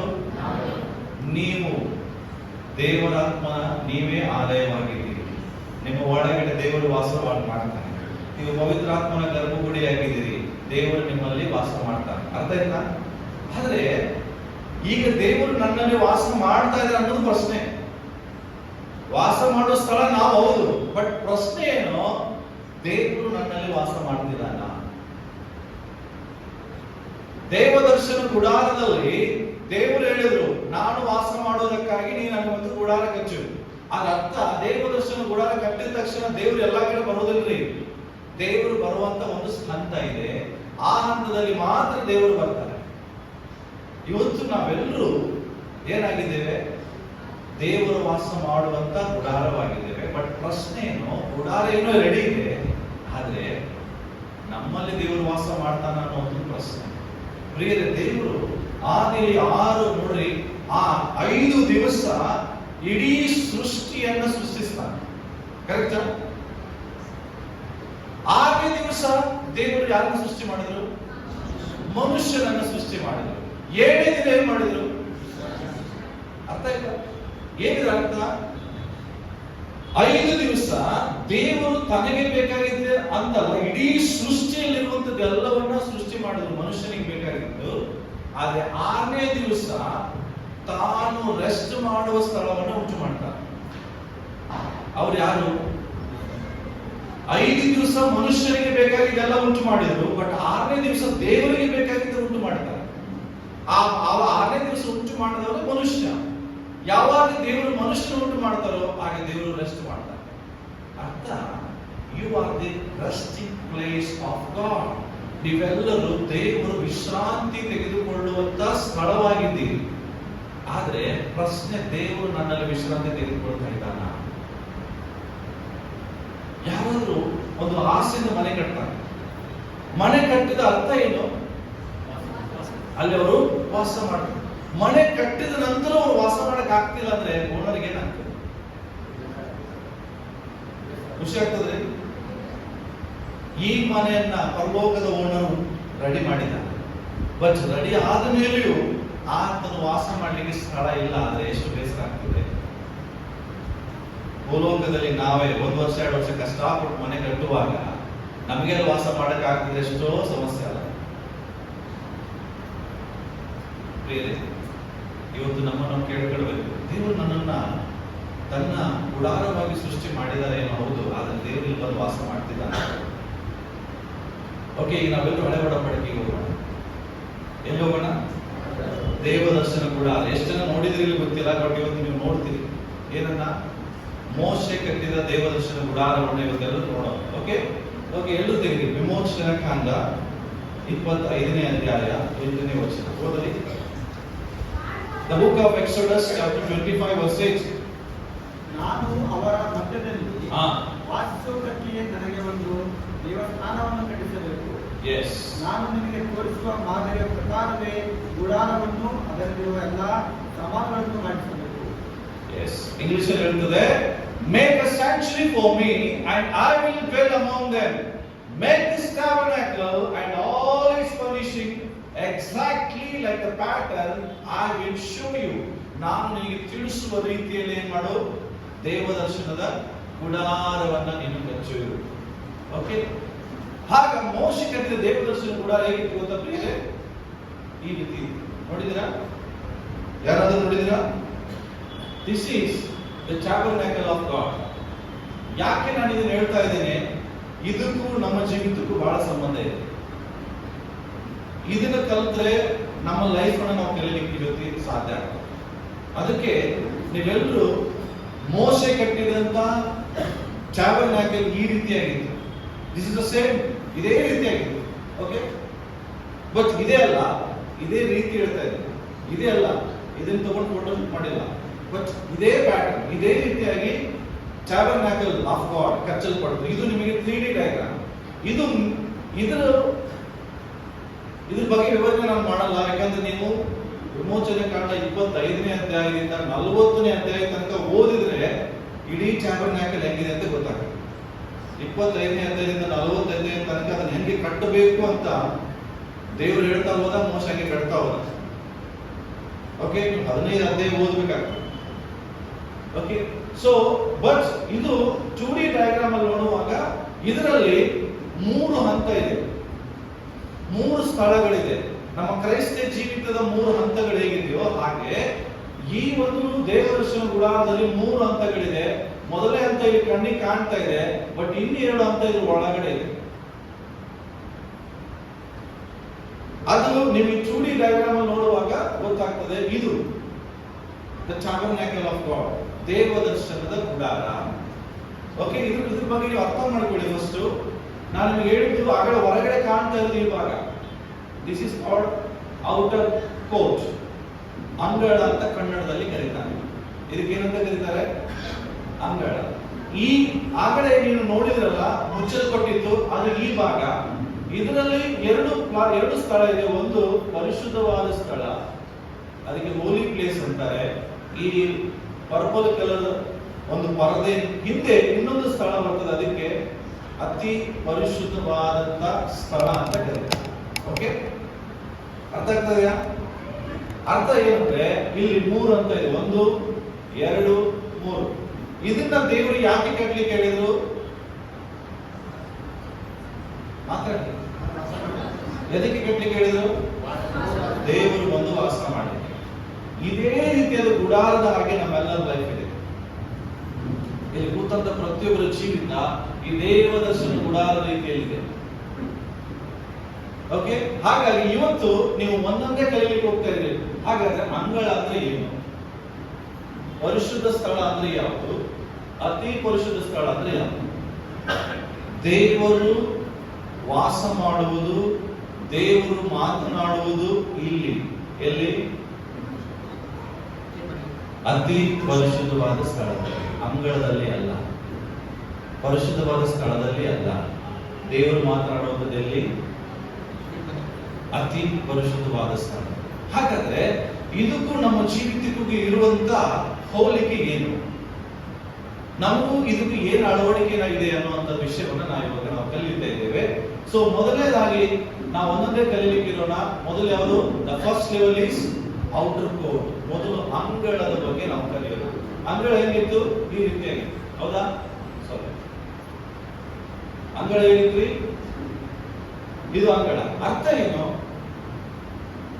ಅಂಗಳ ಅನ್ನುವಾಗ ಎಲ್ಲರಿಗೂ ಬರುವುದಕ್ಕೆ ಅವಕಾಶ ಇದೆ ಅಂಗಳದಲ್ಲಿ. ಎದರಿ? ಪ್ರತಿಯೊಬ್ಬ ವ್ಯಕ್ತಿ, ಅವನು ವಿಶ್ವಾಸಿ ಆಗಿರ್ಲಿ ಅವಿಶ್ವಾಸಿ ಆಗಿರ್ಲಿ, ಇವನ್ ಸೈತಾನನಿಗೂ ಕೂಡ ಇಲ್ಲಿ ಅವಕಾಶ ಇದೆ. ಎಲ್ಲಿ ಬರ್ಲಿಕ್ಕೆ? ಅಂಗಳದಲ್ಲಿ ಬರ್ಲಿಕ್ಕೆ. ಅರ್ಥ ಏನು? ಅಂಗಳದ ಹಂತ ಏನಂದ್ರೆ, ಅಂಗಳದಲ್ಲಿ ನಾವು ತಿಳ್ಕೊಳ್ಬೇಕಾಗಿದೆ ಏನಂದ್ರೆ, ಕೇವಲ ಯೇಸು ನನ್ನ ರಕ್ಷಕ ಅಂತ ತಿಳ್ಕೊಳ್ಳುವಂತ ಒಂದು ಹಂತ. ಏನಿದು? ಯೇಸು ನನ್ನ ರಕ್ಷಕನು, ಯೇಸು ನನ್ನ ಪಾಪವನ್ನ ತೊಳೆದಿದ್ದಾನೆ ಅಂತ ತಿಳ್ಕೊಳ್ಳುವಂತ ಹಂತವೇ ಯಾವುದಂತದು? ಅಂಗಳ. ಅರ್ಥ ಏನು? ಅಂಗಳದಲ್ಲಿ 2 ವಸ್ತುಗಳಿದೆ. ಮೊದಲನೇ ವಸ್ತು ಇಲ್ಲಿದೆ ನೋಡಿ, ಇದು ಗೇಟ್. ಗೇಟ್ ನಂತರ ಇಲ್ಲೊಂದು ವಸ್ತು ಇದೆ. ಇದಕ್ಕೆ ನಾವು ಏನಂತ ಕರಿತೇವೆ? ಯಜ್ಞ ವೇದಿ. ಏನಂತ ಕರಿತೇವೆ? ಯಜ್ಞವನ್ನು ಅರ್ಪಿಸುವಂತ ಬಲಿಪೀಠ. ನೆಕ್ಸ್ಟ್ ಇಲ್ಲೊಂದಿದೆ. ಓಕೆ, ಇದಕ್ಕೆ ಕನ್ನಡದಲ್ಲಿ ಗಂಗಾಳ ಅಂತಾರ, ಗಂಗಾಳ ಅಂತ ಕರೀತಾರೆ. ಇದಕ್ಕೆ ಗಂಗಾಳದ ಪಾತ್ರೆ ಅಂತ ಕರೀತಾರೆ. ಒಂದು ಪಾತ್ರೆಯಲ್ಲಿದೆ. ಏನರ್ಥ? ಹಳೆ ಒಡಂಬಡಿಕೆಯಲ್ಲಿ ಪಾಪ ಮಾಡುವಂತ ಪ್ರತಿಯೊಬ್ಬ ವ್ಯಕ್ತಿ ವರ್ಷಕ್ಕೆ 1 ಸಾರಿ ಅವನು ದೇವದರ್ಶನ ಗುಡಾರಕ್ಕೆ ಬಂದು ಬಲಿಯನ್ನ ಅರ್ಪಿಸಬೇಕು. ಎದಕ್ಕಾಗಿ? ಪಾಪ ಪರಿಹಾರಕ್ಕಾಗಿ. ಏನು ಅರ್ಪಿಸಬೇಕು? ಬಲಿಯನ್ನು ಅರ್ಪಿಸಬೇಕು ಅನ್ನುವಂತ ಒಂದು ಹಂತ. ಅದಕ್ಕೋಸ್ಕರ ನೋಡ್ರಿ, ಇಲ್ಲಿ ದನ ಇದೆ, ಅದ್ರ ಜೊತೆಗೆ ಆಡುಗಳಿದಾವೆ. ಓಕೆ, ಅದ್ರ ಜೊತೆಗೆ ಪಕ್ಷಿಗಳು ಸಹ ಇರ್ತದೆ. ಅರ್ಥ ಏನು? ಆಗಿನ ಲೈಫ್ ಅಲ್ಲಿ, ಕಾಲದಲ್ಲಿ ಯಾರು ಅತಿ ಶ್ರೀಮಂತನಾಗಿದ್ದನೋ ಆತನು ತನ್ನ ಪಾಪದ ಪ್ರಾಯಶ್ಚಿತ್ತಕ್ಕಾಗಿ ದೊಡ್ಡ ದೊಡ್ಡ ಕರುಗಳನ್ನ, ಎತ್ತುಗಳನ್ನ ಅವನೇನ್ ಮಾಡ್ತಾ ಇದ್ದ? ಬಂದು ಬಲಿಯನ್ನ ಕೊಡ್ತಾ ಇದ್ದ. ಯಾಕಂದ್ರೆ ಅವನು ತಪ್ಪು ಶ್ರೀಮಂತ. ಅದರಲ್ಲಿ ಮಧ್ಯಮ ವರ್ಗದ ವ್ಯಕ್ತಿ ಯಾರಾದ್ರೆ ಅವನ ತನ್ನ ಸ್ಥಿತಿಗೆ ಅನುಗುಣವಾಗಿ ಒಂದು ಚೊಚ್ಚಲ ಕುರಿ ಮರಿಯನ್ನು ಅವನೇನ್ ಮಾಡ್ತಾ ಇದ್ದ? ಬಂದು ಬಲಿಯಾಗಿ ಕೊಡ್ತಾ ಇದ್ದ. ಇನ್ನು ಬಡವರಾಗಿರೋರು ಪಕ್ಷಿಗಳನ್ನ, ಅಂದ್ರೆ ಪಾರಿವಾಳಗಳನ್ನ ಏನ್ ಮಾಡ್ತಾ ಇದ್ರು? ಬಲಿಯನ್ನು ಅರ್ಪಿಸಿದ್ರೆ ಅವರ ಸ್ಥಿತಿಗತಿಗಾಗಿ ವರ್ಷಕ್ಕೆ 1 ಸಾರಿ ಅವರು ಬಂದು ಏನ್ ಮಾಡ್ತಾ ಇದ್ರು? ಇಲ್ಲಿ ಬಲಿಯನ್ನು ಅರ್ಪಿಸ್ತಾ ಇದ್ರು. ಅದರ ರಕ್ತವನ್ನ ಯಾಜಕನು ತಗೊಂಡು ಹೋಗ್ತಿದ್ದ, ಮತ್ತು ಅದರ ಮಾಂಸವನ್ನ ಇಲ್ಲಿ ಒಳಗಡೆ ಹಾಕಿ ಅದನ್ನು ಸುಡ್ತಾ ಇದ್ರು. ಯಾಜಕನು ಅದರ ರಕ್ತವನ್ನ ಈ ಜನರ ಮೇಲೆ ಸಿಂಪಡಿಸಿ ತನ್ನ ಕೈಗಳನ್ನ, ಕಾಲುಗಳನ್ನ ಇಲ್ಲಿ ತೊಳ್ಕೊಳ್ತಿದ್ದ. ಎಲ್ಲಿ ಹೋಗಿ? ಇದು ಅರ್ಥ ಏನು? ಈ ಯಜ್ಞ ವೇದಿ ಅಂದ್ರೆ ಕರ್ತನಾದ ಯೇಸು ಕ್ರಿಸ್ತನ ಶಿಲುಬೆ. ನಮ್ಮೆಲ್ಲರಿಗಾಗಿ ಯೇಸು ಏನಾಗಿದ್ದಾರೆ? ಬಲಿಯಾಗಿದ್ದಾರೆ. ನೀವು ಇಬ್ಬರೇ ಪುಸ್ತಕ 10ನೇ ಅಧ್ಯಾಯ ಮನೆಗೆ ಹೋಗಿ ಓದ್ರಿ. ದೇವರ ವಾಕ್ಯದಲ್ಲಿ ಬರ್ತದೆ, ಹೋತ ಹೋಳಿಗಳ ರಕ್ತಕ್ಕಿಂತ ಅತಿ ಶ್ರೇಷ್ಠವಾದ ರಕ್ತ ಯೇಸುವಿನ ರಕ್ತ. ಹಾಗಾಗಿ ಯೇಸು ಒಂದೇ ಸಾರಿ ನಮ್ಮೆಲ್ಲರಿಗೂ ಹೋಗಿ ಮಹಾಯಾಜಕನಾಗಿ ಕೂಡ ಓಕೆ ರಕ್ಷಕನಾಗಿ ನಮ್ಮೆಲ್ಲರಿಗಾಗಿ ಒಂದೇ ಸಾರಿ ರಕ್ತವನ್ನು ಸುರಿಸಿ ತನ್ನ ಬಲಿಯಾಗಿ ಅರ್ಪಿಸಿದ. ಓಕೆ, ಆದ ಅರ್ಥ ಈ ತೊಳ್ಕೊಳ್ಳೋದ ಅರ್ಥ ಏನು? ಆ ರಕ್ತದಿಂದ ಪ್ರತಿಯೊಬ್ಬ ಮನುಷ್ಯನ ಪಾಪಗಳೇನಾಗಿದೆ, ಏನಾಗಿದೆ? ಕ್ಷಮಿಸಲ್ಪಟ್ಟಿದೆ. ಅರ್ಥ ಏನು? ಇದು ಎಲ್ಲರೂ ಒಪ್ಪೋದಿಲ್ಲ, ಕೂತವ್ರು ಎಲ್ಲರಿಗೂ ಗೊತ್ತಿದೆ, ಹೌದಾ? ಯಾರಿಗೂ ಗೊತ್ತಿಲ್ಲ? ಎಲ್ಲರಿಗೂ ಗೊತ್ತಿದೆ. ಯೇಸು ನನಗಾಗಿ ಸತ್ತಿದ್ದಾರೆ, ಯೇಸು ನನಗೋಸ್ಕರ ರಕ್ತವನ್ನು ಸುರಿಸಿದ್ದಾರೆ, ನನ್ನ ಪಾಪಗಳನ್ನು ದೇವರು ತೊಳೆದಿದ್ದಾರೆ. ಇವತ್ತು ನಾನು ಯೇಸುವಿನ ಮಗಳಾಗಿ ಸಭೆಯಲ್ಲಿದ್ದೇನೆ, ಎಲ್ಲರಿಗೂ ಗೊತ್ತಿದೆ. ಪ್ರಿಯರೇ, ಇದು ಕೇವಲ ಕ್ರೈಸ್ತಿಯ ಜೀವಿತದ ಪ್ರಾರಂಭದ ಹಂತ. ಯಾಕೆ ಇಲ್ಲಿ ಕೇವಲ ವಿಶ್ವಾಸಿಗಳಷ್ಟೇ ಅಲ್ಲ, ಅನ್ಯರು ಬರ್ತಾರೆ. ಇವತ್ತು ನೀವು ಯೇಸುವನ್ನು ದೇವರಂತ ನಂಬ್ತೀರಿ, ಹೊರಗಿನ ಜನರು ಯೇಸುವನ್ನು ದೇವರಂತ ನಂಬ್ತಾರೆ. ಸೈತಾನನು ನಂಬ್ತಾನೆ. ಸೈತಾನಿಗೆ ನಿಮಗಿಂತಲೂ ಸತ್ಯ ಗೊತ್ತು, ಯೇಸುವೇ ರಕ್ಷಕ. ಹೌದ್ರಿ? ಅರ್ಥ ಏನು? ಕೇವಲ ಯೇಸುವೇ ದೇವರು, ಯೇಸುವೇ ರಕ್ಷಕ ಅಂತ ತಿಳ್ಕೊಳ್ಳುವುದರಿಂದ ನಮಗೆ ರಕ್ಷಣೆ ಆಗಲ್ಲ. ಯಾಕೆಂದ್ರೆ ಈ ಅಂಗಳದಲ್ಲಿ ಸೈತಾನನು ಕೂಡ ತಿರುಗಾಡ್ತಿರ್ತಾನೆ. ಅರ್ಥ ಏನು? ನಾವು ಭಾನುವಾರ ಸಭೆಗೆ ಬರ್ತೇವೆ, ದೇವರ ವಾಕ್ಯವನ್ನ ಕೇಳ್ತೇವೆ, ದೇವರನ್ನ ಆರಾಧನೆ ಮಾಡ್ತೇವೆ, ನಮ್ಮ ಕಾಣಿಕೆಗಳನ್ನ ಹಾಕ್ತೇವೆ, ಕರ್ತನ ಮೇಜಿನಲ್ಲಿ ಕೈಯೋ ಹಾಕ್ತೇವೆ, ಹೊರಟೋಗ್ತೇವೆ. ಬಟ್ ನೀವು ಅನ್ಕೊಂಡ್ರಿ ನಾನು ಇಷ್ಟೆಲ್ಲ ಮಾಡಿದ್ರೆ ಅರ್ಥ ನನಗೆ ಪರಲೋಕ ಗ್ಯಾರಂಟಿ. ಬಟ್ ನಾನು ಹೇಳ್ತೇನೆ, ಪ್ರತಿ ಭಾನುವಾರ ಸಭೆಗೆ ಬರೋದೆಲ್ಲ ಪರಲೋಕಕ್ಕೆ ಹೋಗಲ್ಲ. ನೀವು ಭಾನುವಾರ ಮಾತ್ರ ಸಭೆಗೆ ಬರುವುದರಿಂದ ನಿಮಗೆ ಪರಲೋಕ ಗ್ಯಾರಂಟಿ ಅಂತ ಹೇಳಕ್ಕಾಗಲ್ಲ. ಯಾಕೆಂದ್ರೆ ಚರ್ಚಲ್ಲಿ ಸೈತಾನನು ಬಂದು ಕೂತ್ಕೊಳ್ತಾನೆ, ಗೊತ್ತಾ ನಿಮಗೆ? ಸಭೆಯಲ್ಲಿ ಒಂದು ಸೈತಾನ ಕೂಡ ಬರ್ತಾನೆ. ಸಭೆಯಲ್ಲಿ ದುರಾತ್ಮಗಳೇ ಎದುರ್ತಾ ಹೋಗ್ತಾವ ಒಂದ್ಸರಿ. ಅರ್ಥ ಏನು? ಹಾಗಾದ್ರೆ ಸೈತಾನ ಬರ್ಲಿಲ್ವಾ ಅಲ್ಲಿ ಅವ್ರ ಜೊತೆಗೆ? ನೀವು ಬರುವಾಗಲೇ ನಿಮ್ ಜೊತೆಗೆ ಬರ್ತಾನೆ. ಆತನ ಸೈತಾನ ಸಭೆಯಲ್ಲಿ ನಿಧಾನಕ್ಕೆ ಒಂದು ಸಿಂಪಲ್ ಎಕ್ಸಾಂಪಲ್ ಹೇಳ. ಯಾವಾಗ ದೇವರ ವಾಕ್ಯ ಹೊರಡ್ತದೋ ಆವಾಗ ನಿಮಗೆ ನಿದ್ರೆ ಬರ್ತದ? ಈ ನಿದ್ರೆ ತರೋದು ಯಾರು ಗೊತ್ತಾ ನಿಮ್ಗೆ? ನಿನ್ನ ಪಕ್ಕದಲ್ಲೇ ಯಾರು ಕೂತಿರ್ತಾನೆ? ಪಕ್ಕದ ಜನ, ಅವರೆಲ್ಲ ಸೈತಾನ. ನೀವು ಹಂಗೆ ಹೇಳ್ಬಿಟ್ರಿ, ಫಾಸ್ಟ್ ನನ್ನ ಪಕ್ಕದ ಕೂತೋದು ಸೈತಾನ ಅಂತ ಅಲ್ಲ. ನಿನ್ನ ಪಕ್ಕದ ಕೂತೋದು ಸೈತಾನ ಅಲ್ಲ, ನಿನ್ನ ಕಣ್ಣಿಗೆ ಕಾಣದೆ ನಿನ್ ಜೊತೆಯಲ್ಲೇ ಕೂತಿರ್ತಾನೆ. ವಾಕ್ಯ ಬರುವಾಗ ವಾಕ್ಯದ ಸತ್ಯ ನೀನು ತಿಳ್ಕೊಳ್ಬಾರ್ದು ಅಂತ ಹೇಳಿ ನಿನ್ನ ಕಣ್ಣುಗಳ ರೆಪ್ಪೆಗಳ ಮೇಲೆ ಕೂತ್ಕೊಳ್ತಾನೆ. ಅವು ನಿನಗೆ ಭಾರವಾಗ್ಲಿಕ್ಕೆ ಪ್ರಾರಂಭಿಸ್ತಾರೆ. ಇವರು ಈ ತರ. ಇನ್ನು ಕೆಲವರು ಇದ್ದಾರೆ, ಒಂದು ಸ್ವಲ್ಪ ನಿದ್ರೆ ಮಾಡಲ್ಲ, ಆದ್ರೆ ಆಮೇಲೆ ನನ್ನ ಒಳಗಡೆ ಏನು ವಾಕ್ಯ ಒಂದು ನೆನಪಿರಲ್ಲ. ಹೌದಾ? ಆಗಿದ್ದಿಲ್ಲ ನಿಮ್ಗೆ? ಇವತ್ತು ಏನ್ ಹೇಳಿದ್ರೆ ಫಸ್ಟ್ ಗೊತ್ತೇ ಇಲ್ಲ. ಯಾಕೆ ಗೊತ್ತಿಲ್ಲ? ತಪ್ಪು ನಿಮ್ದಲ್ಲ, ನೀವು ಯಾರು ಕರ್ಕೊಂಡ್ ಬಂದಿಲ್ಲ ಅವರು ತಪ್ಪು. ಅರ್ಥ ಏನು? ನಾವು ಸಭೆಗೆ ಬರುವುದು, ಆರಾಧನೆ ಮಾಡುವುದು, ಕಾಣಿಕೆ ಹಾಕುವುದು, ಕರ್ತನ ಮೇಜಲ್ಲಿ ಕೈ ಹಾಕುವುದು, ಇದೆಲ್ಲ ಏನಂದ್ರೆ ಪ್ರಾರಂಭದ ಹಂತ. ನೀವು ರಕ್ಷಣೆ ಹೊಂದಿದ್ದೀರಿ ಅಂತ ನಂಬುತ್ತೀರಿ, ಬಟ್ ಆ ರಕ್ಷಣೆಯಲ್ಲಿ ನಿಂತಿದ್ದೀರಿ ಅಂತ ನಿಮಗೆ ಅನುಭವ ಇಲ್ಲ. ದೇವರ ವಾಕ್ಯ ಹೇಳುತ್ತದೆ, ನಿಮ್ಮ ರಕ್ಷಣೆಯನ್ನ ಕಡೆಯವರೆಗೂ ಕಾಪಾಡಿಕೊಳ್ಳಿ. ಅರ್ಥ ಏನು? ನೀನು ಯೇಸುವನ್ನು ನಂಬಿದ ತಕ್ಷಣ ಬರಲೋಕೆ ಹೋಗ್ತೀನಿ ಅಂತ ಇಲ್ಲ. ನಿನ್ನ ರಕ್ಷಣೆ ನೀನು ಕಳ್ಕೊಳ್ಬಹುದು. ಯಾಕಂದ್ರೆ ನೀನು ಎಲ್ಲಿದ್ದೀರಿ? ಈಗ ಎಷ್ಟು ಜನ ಅಂಗಳದಲ್ಲಿದ್ದೀರಿ? ಇಷ್ಟೇ ಮಾಡೋರು ಭಾನುವಾರ ಕ್ರೈಸ್ತರು, ಸಂಡೇ ಅಷ್ಟೇ ಕಾಣಿಸ್ಕೊಳ್ಳೋರು, ಉಳಿದ ದಿವಸ ಪತ್ತನೇ ಇರುವುದಿಲ್ಲ. ಎಲ್ಲಿದ್ದೀರಿ? ಓಕೆ, ಅಲ್ಲಿ ಬರೆದಿರೋದನ್ನ ನಾನು ಬರೆದಿದ್ದೀನಿ ಆಲ್ರೆಡಿ, ನಿಮ್ಗೆ ನಾನು ಹೇಳಿದೆ. ಓಕೆ, ಬೇರೆ ನಾನು ಯಾಕೆ ಹೇಳ್ತಾ ಇದ್ದೇನೆ ಅಂದ್ರೆ, ನಾನು ಅದಕ್ಕೆ ಹೇಳ್ತಾ ಇದ್ದೀನಿ, ಕ್ರೈಸ್ತಿಯ ಜೀವಿತ ನಾವು ಅನ್ಕೊಂಡಂಗಿಲ್ಲ. ಸಭೆಗೆ ನಾವು ಬರ್ತೇವೆ, ಓಕೆ, ಹೊಸದಾಗಿ ನಮ್ದವರು ಬರ್ತಾರೆ, ಸೈತಾನನು ಬರ್ತಾನೆ. ನಮ್ದವ್ರಿಗೆ ವ್ಯತ್ಯಾಸ ಇರ್ಬೋದಲ್ಲ. ಇವತ್ತು ಸಪ್ತ ಸಭೆಗಳು ಅಂತ ಇರುವಂತವ್ರು ಎಷ್ಟು ಸಭೆಗಳಿದಾವೆ, ಅವರು ಸಂಡೇ ಸಭೆ ನಡೆಸ್ತಾರೆ. ಅರ್ಥ, ಸಂಡೇ ಚರ್ಚಿಗೆ ಬರೋದ್ರಿಂದ, ಸಂಡೇ ಚರ್ಚೆ ನಡೆಸೋದ್ರಿಂದ ನಾವೆಲ್ಲರೂ ರಕ್ಷಣೆಯಲ್ಲಿ ಇದ್ದೇವೆ ಅನ್ನೋದಕ್ಕೆ ಯಾವ ಗ್ಯಾರಂಟಿ ಇಲ್ಲ ಪ್ರಿಯರೇ. ಅದಕ್ಕಾಗಿ ಇವತ್ತು ದೇವರು ನಿಮ್ಮನ್ನ ಈ ಸಂಜೆ ವೇಳೆ ಕಲಿಸ್ಕೊಟ್ಟಿದ್ದೇನೆಂದ್ರೆ ನಾವು ನೀವು ಯಾವ ಹಂತದಲ್ಲಿ ಇದ್ದೇವೆ ಅನ್ನೋದನ್ನು ಪರೀಕ್ಷಿಸ್ಕೊಳ್ಳಿ. ಇವತ್ತು ನಮ್ಮ ಲೈಫಲ್ಲಿ ಇಷ್ಟೇ ಇದೆಯಾ? ಏನು ಸಂಡೇ ನೆನಪಾಗ್ತದೆ, ಸಭೆಗೆ ಬರ್ತೇವೆ, ಆರಾಧನೆ ಮಾಡ್ತೇವೆ, ವಾಕ್ಯ ಕೇಳ್ತೇವೆ, ಮನೆಗೆ ಹೋಗ್ತೇವೆ, ಮತ್ತೆ ನಮ್ಮ ಕೆಲಸ ಕಾರ್ಯಗಳು ಕೊಡುತ್ತೆ. ನೀವು ಕೆಲಸ ಮಾಡಬೇಡನ್ನ ಯಾರಿಗೆ ಹೇಳ್ತಾ ಇಲ್ಲ, ಎಲ್ಲರೂ ಕೆಲಸವನ್ನು ಮಾಡಲಿ. ಆದ್ರೆ ಕೆಲಸವೇ ನಿಮ್ಮ ದೇವರಾಗಬಾರ್ದು. ಹಣ ಎಲ್ಲರಿಗೂ ಅವಶ್ಯಕತೆ ಇದೆ, ಆದ್ರೆ ಹಣನೇ ದೇವರಾಗಬಾರ್ದು. ಪ್ರಿಯರೇ, ಸಭೆ ಅನ್ನುವುದು ಬೈಬಲ್ ಹೇಳ್ತದೆ ಮೊದಲ ಗಿಂತಿ. ನಂಬ್ತೀರಾ?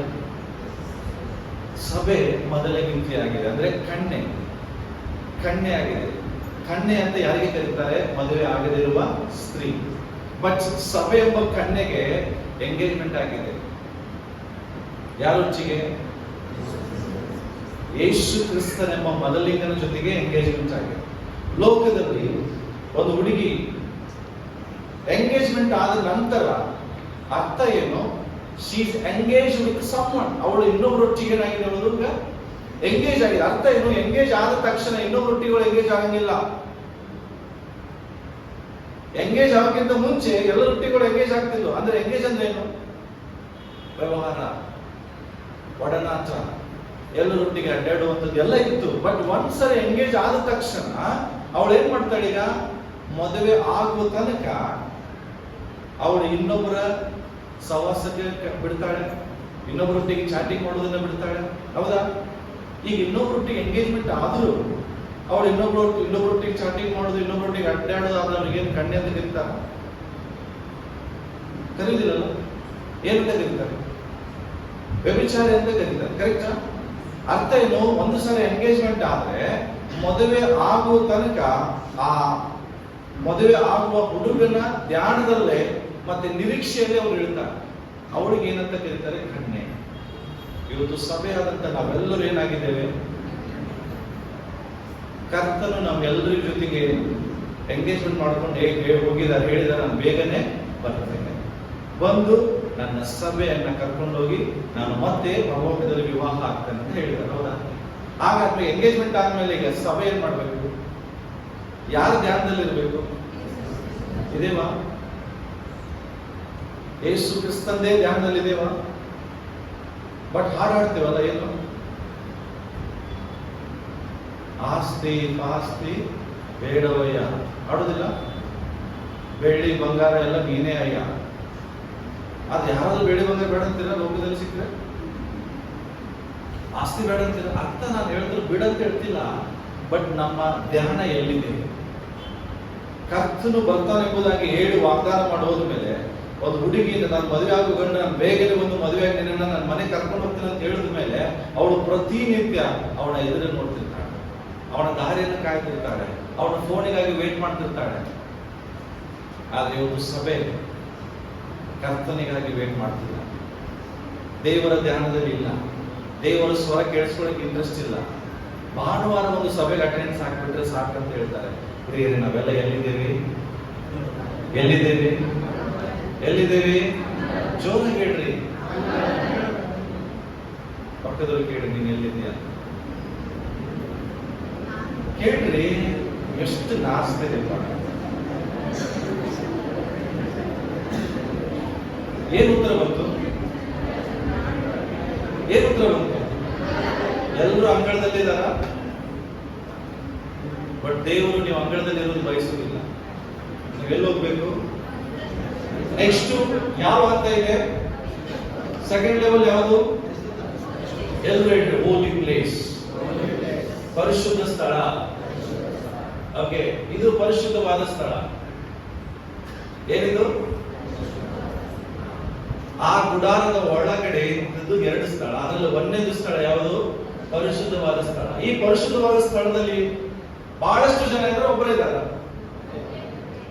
ಯಾರು ಅವರು? ಮೋಶೆನ? ಯಾಜಕ. ಯಾರು? ಯಾರೇ ಯಾಜಕ ಅಂದ್ರೆ ಯಾರು? ಯಾರು?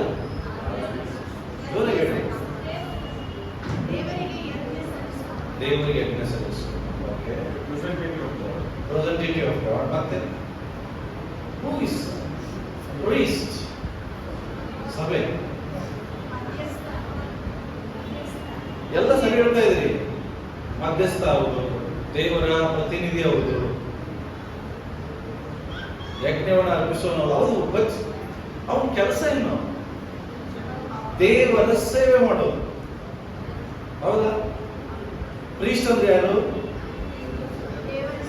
ದೇವರ ಸೇವೆ ಮಾಡೋರು. ಯಾರೇ ನೀವೆಲ್ಲರೂ ನಾನು ಹೇಳ್ದಂಗೆ, ಯಾಕೆ ನೀವೆಲ್ಲ ಇಲ್ಲೇ ಇದ್ರೆ ನಂಗೆ ಗೊತ್ತಾಗಬೇಕಲ್ಲ. ಪ್ರೀಸ್ಟ್ ಅಂದ್ರೆ ಯಾರು? ಯಾಜಕ ಅಂದ್ರೆ ದೇವರ ಸೇವೆ ಮಾಡೋರು. ಇಲ್ಲಿ ಎಷ್ಟು ಜನ ಯಾಜಕರಿದ್ದೀರಿ?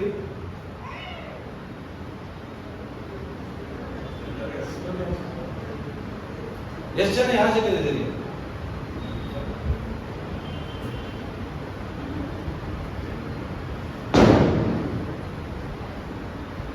ಎಷ್ಟು ಜನ ಯಾಜಕರಿದ್ದೀರಿ? ಒಬ್ಬರಿಗೆ ಎತ್ತಿದ್ರು, ಹಿಂದೆ ಕೂತಂತವ್ರು ಒಬ್ಬರೇನಾ? ಓಕೆ, ಇಬ್ಬರು ಎತ್ತಿದ್ರು. ಆಮೇಲೆ ಪೇತ್ರನ ಪತ್ರಿಕೆ ಎಲ್ಲರೂ 2ನೇ ಅಧ್ಯಾಯ 9ನೇ ವಾಕ್ಯ ಎಲ್ಲರೂ ಓದೋಣ. First Peter chapter 2 verse 9. ಒಬ್ರು ಜೋರಾಗಿ ಓದ್ತೀರಾ? ಒಬ್ಬರೇ ಜೋರಾಗಿ ಓದ್ರಿ, ಎಲ್ಲರೂ ಕೇಳಿಸ್ಲಿ. ನೀವಾದರೂ ಓಕೆ, ಮೈಕ್ ಇದೆ ನಿಮ್ಮ ಕಡೆ. ಮೈಕ್ ಬೈಬಲ್ ತಂದೆಯವರು ಕೇಳಿಸ್ಕೊಳ್ಳಿ. ನೀವಾದರೂ ಹೌದು, ನಿಮ್ಮನ್ನು ಕತ್ತಲೆಯೊಳಗಿಂದ ಕರೆದು ಹಾ, ತನ್ನ ಆಶ್ಚರ್ಯಕರವಾದ ಬೆಳಕಿನಲ್ಲಿ ಸೇರಿಸಿದ ತನ್ನ ಗುಣಾತಿಶಯಗಳನ್ನು ಪ್ರಚಾರ ಮಾಡುವರಾಗುವಂತೆ ದೇವರಾದುಕೊಂಡ ಜನಾಂಗವು, ರಾಜವಂಶಸ್ಥರಾದ ಯಾಜಕರು, ಮೀಸಲಾದ ಜನವು, ದೇವರ ಸ್ವಕೀಯ ಪ್ರಜೆಯೂ ಆಗಿದ್ದೀರಿ. ಹಲೋ, ನೀವಾದರೂ ಅಂದ್ರೆ ಯಾರು? ನಾನಾ? ನೀವಾದರೂ ಅಂದ್ರೆ ಯಾರು? ನಾನು ಅಂತ ಹೇಳ್ರಿ. ಏನ್ ಬರೆದಿರಿ? ನೀವಾದರೂ ಅನ್ನುವಂಥ ಜಾಗದಲ್ಲಿ ನಾನು ಅಂತ ಹಾಕೊಳ್ರಿ. ಏನಾಗಿದ್ದೇನೆ? ನಾನು ಹೇಳ್ತೀನಿ ಎಲ್ಲರೂ. ನಾನು ದೇವರು ನನ್ನನ್ನು ಕತ್ತಲೆ ಒಳಗಿಂದ ಕರೆದು ತನ್ನ ಆಶ್ಚರ್ಯಕರವಾದ ಬೆಳಕಿನಲ್ಲಿ ಸೇರಿಸಿದಾತನ ಗುಣಾತಿಶಯಗಳನ್ನು ಪ್ರಚಾರ ಮಾಡುವರಾಗುವಂತೆ ದೇವರಾದುಕೊಂಡ ಜನಾಂಗ, ರಾಜವಂಶಸ್ಥ, ಯಾಜಕ, ಮೀಸಲಾದ ವ್ಯಕ್ತಿ, ದೇವರ ಸ್ವಕೀಯ ಪ್ರಜೆಯು ಆಗಿದ್ದೇನೆ. ಈಗ ಯಾಜಕರು ಯಾರು?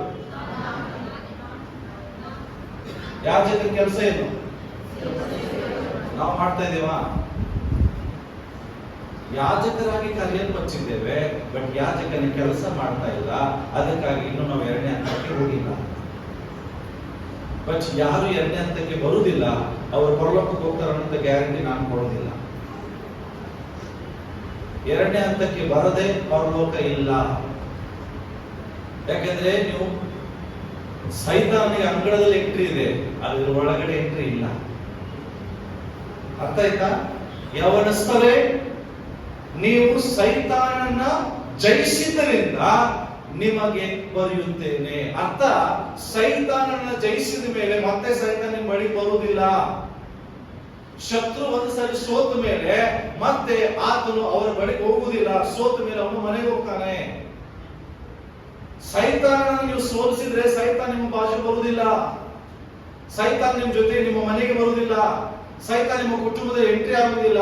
ಬಟ್ ಇನ್ನು ನಿಮ್ಮ ಮನೆ ಒಳಗಡೆ ಸೈತಾನ್ ಬರ್ತಾ ಇದ್ದಾನೆ, ನಿನ್ನ ಕುಟುಂಬದಲ್ಲಿ ಎಂಟ್ರಿ ಆಗ್ತಾ ಇದ್ದಾನೆ, ನಿನ್ನ ಹಣಕಾಸಿನ ಮೇಲೆ ಎಂಟ್ರಿ ಆಗ್ತಾ ಇದ್ದಾನೆ, ನಿನ್ನ ಸಭೆ ಒಳಗಡೆ ಬರ್ತಾ ಇದ್ದಾನೆ. ಅರ್ಥ, ನಾವಿನ್ನೂ ಸೈತಾನ ಜಯಿಸಿಲ್ಲ, ಇನ್ನು ಮಕ್ಕಳಾಗಿ ಫಸ್ಟ್ ಹಂತದಲ್ಲಿದ್ದೇವೆ. ಅರ್ಥ ಆಗ್ತದೆ ನನ್ನ ಮೆಸೇಜ್ ನಿಮಗೆ ಪ್ರಿಯರೇ? ಇದು ಅರ್ಥ. ಸೈತಾನನ ಜಯಿಸಿದ್ರೆ ಇಲ್ಲಿ ಸೈತಾನ ಎಂಟ್ರಿ ಇಲ್ಲ. ಅದಕ್ಕೋಸ್ಕರ ಅದು ಮುಚ್ಚಲ್ಪಟ್ಟಂತ ಒಂದು ದ್ವಾರ. ಅಲ್ಲಿ ಯಾಜಕರಿಗೆ ಮಾತ್ರ ಪ್ರವೇಶ. ಯಾಜಕ ಅಂದ್ರೆ ದೇವರ ಸೇವೆ ಮಾಡುವಂತ. ಈ ಪರಿಶುದ್ಧವಾದ ಸ್ಥಳದಲ್ಲಿ 3 ವಸ್ತುಗಳಿದೆ. ಎಷ್ಟಿದೆ? 3 ವಿಷಯಗಳಿದೆ. ಮೊದಲನೇದಾಗಿ ಏನಿದೆ? ಓಕೆ, ಇದು ಯಾವ ಅಂತ? It's the level of anointing of the Holi spirit. ಅಷ್ಟೇ ಅಲ್ಲ, this is the level of serving God. ಅರ್ಥ, ಮೊದಲನೇ ಹಂತ ಯೇಸುವನ್ನು ನಂಬುವುದು, ದೀಕ್ಷಾಸನ ಆಗುವುದು, ಇದೆಲ್ಲ ಮೊದಲನೇ ಹಂತ, ಎಲ್ಲರದಾಗಿದೆ. ಆದ್ರೆ ದೀಕ್ಷಾಸನ ಆದ ತಕ್ಷಣವೇ ನೀನು ಪರಲೋಕಕ್ಕೆ ಹೋಗ್ತೀಯ ಅಂತ ಅಲ್ಲ. ದೀಕ್ಷಾಸನ ಆದ ನಂತರ ಇನ್ನೊಂದು ದೀಕ್ಷಾಸನ ಆಗ್ತದೆ, ಅದು ಪವಿತ್ರಾತ್ಮನ ದೀಕ್ಷಾಸನ. That is called the anointing of the Holi Spirit. ನನಗೆ ಗೊತ್ತಿಲ್ಲ ಎಷ್ಟು ಜನರಿಗೆ ಪವಿತ್ರಾತ್ಮ ಅಭಿಷೇಕ ಆಗಿದೆ ಅಂತ. ಮತ್ತೆ ತಿಳ್ಕೊಳ್ರಿ, ಅಭಿಷೇಕ ಆದ ತಕ್ಷಣ ಬೀಳುವುದಲ್ಲ. ಅದು ಬಹಳ ಜನ ಏನ್ ತಿಳ್ಕೊಂಡಿದ್ದಾರೆ, ಬಿದ್ರೆ ಅಭಿಷೇಕ ಬಂತು, ಡ್ಯಾನ್ಸ್ ಮಾಡಿದ್ರೆ ಅಭಿಷೇಕ ಬಂತು ಅನ್ನೋಂಥವ್ರು ಯಾರಾದ್ರೂ ಇದ್ರೆ ಅದು ಅಭಿಷೇಕ ಅಲ್ಲ. That is your weakness. ಪದೇ ಪದೇ ಬೀಳುವುದು ನಿಮ್ಮ ಬಲಹೀನತೆ, ಅದು ಅಭಿಷೇಕ ಅಲ್ಲ. ಪ್ರಾರಂಭದಲ್ಲಿ ಪವಿತ್ರಾತ್ಮನು ಟಚ್ ಮಾಡುವಾಗ ಬಿದ್ರೆ ಪರವಾಗಿಲ್ಲ, ಅವಾಗ ಬಲಹೀನತೆ ಇದ್ದು ನಿಮ್ಮನ್ನು ಬಿಚ್ಚೋಯ್ತು. ಮತ್ತೆ ಪದೇ ಪದೇ ಅಭಿಷೇಕ ಯಾರು ಕೈ ಡಾಕ್ ಡಾಕ್ ಬೀಳೋದು ಅರ್ಥ ಏನು? ಪವಿತ್ರಾತ್ಮನಿಂದ ಅಭಿಷೇಕಿಸಲ್ಪಟ್ರೆ ಫಸ್ಟ್ ಪವಿತ್ರಾತ್ಮನ ಕೆಲಸ ಏನು ಗೊತ್ತಾ? What is the first work of the Holi spirit? ಪವಿತ್ರಾತ್ಮನು ನಿನ್ನನ್ನು ಅಭಿಷೇಕ ಮಾಡಿದ್ದಾನೆ ಅಂದ್ರೆ ಆತ ನಿನ್ನಲ್ಲಿ ಮಾಡುವಂತ ಪ್ರಥಮ ಕಾರ್ಯ ಏನು? ಗಿಫ್ಟ? ಶುದ್ಧೀಕರಣ ಆಗಿದೆ ಯೇಸು ಕ್ರಿಸ್ತನ ರಕ್ತದಿಂದ. ಈಗ ಬಲವನ್ನು ಕೊಡ್ತಾನೆ, ವೆರಿ ಗುಡ್. ಆದ್ರೆ ಅದು ಫಸ್ಟ್ ಕೆಲಸ ಅಲ್ಲ. ಪವಿತ್ರಾತ್ಮನು ನಿಮ್ಮಲ್ಲಿ ಬಂದಾಗ ಮೊದಲು ನಿಮ್ಮನ್ನು ಪವಿತ್ರ ಮಾಡ್ತಾನೆ. That is Holy Spirit. ಪವಿತ್ರ ಆತ್ಮ ನಿಮ್ಮನ್ನು ಮೊದಲು ಪವಿತ್ರಗೊಳಿಸ್ತಾನೆ. ಅರ್ಥ ಏನು? ತನ್ನ ಫಲದಿಂದ ನಿಮ್ಮನ್ನು ತುಂಬಿಸ್ತಾನೆ. ಫಲ ಬಂದ ನಂತರ ವರ ಬರ್ತದೆ ರೀ. ವರ ಬಂದ ಮೇಲೆ ಫಲ ಬರಲ್ಲ. ಹಲೋ, ಫಸ್ಟ್ ಫಲ. ಫಲ ಎಷ್ಟಿದೆ? 9. ವರ ಎಷ್ಟಿದೆ? ಅದು 9. 9 ಫಲ ನಿನ್ನಲ್ಲಿದ್ರೆ 9 ವರಗಳು ಕಾರ್ಯ ಮಾಡ್ತವೆ. ಫಲನೇ ಹಿಂದೆ ವರ ಬರೋದಿಲ್ಲ. ಫಸ್ಟ್ ಫಲ ಯಾವುದು? ಹೇಳ್ರಿ, ಜೋರಾಗಿ ಹೇಳ್ರಿ. ಎಷ್ಟು ಜನರಲ್ಲಿ ಪ್ರೀತಿ ಇದೆ? ಮಾಸ್ಟರ್, ನಾನು ಎಲ್ಲರೂ ಪ್ರೀತಿಸ್ತೇನೆ ಅಂತ ಕೇಳ್ತೀನಿ.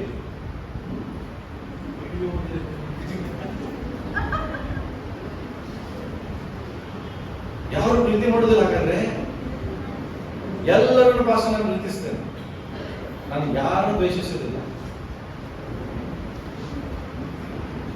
ಪ್ರೀತಿ ಇಲ್ಲ ಅಂದ್ರೆ ದೇವರ ವಾಕ್ಯ ಹೇಳ್ತದೆ ನಿಮ್ಮಲ್ಲಿ ದೇವರೇ ಇಲ್ಲ. ಪ್ರೀತಿ ಇಲ್ಲ ಅಂದ್ರೆ ನೀವು ದೇವರನ್ನ ಬಲ್ಲವರಲ್ಲ.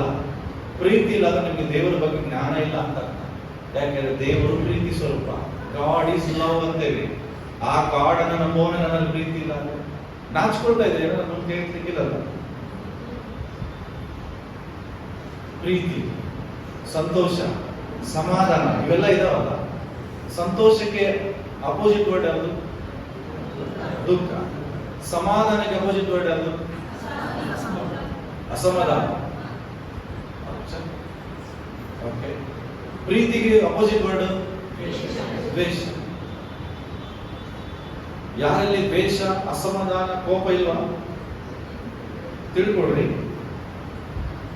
ಆಪಲ್ ತಿಂದಿರಿ? ಯಾರು ಜನ ತಿಂದಿದ್ರ? ಆಪಲ್ ಹಣ್ಣು ಹೌದ್ರಿ? ಕರೆಕ್ಟಾ?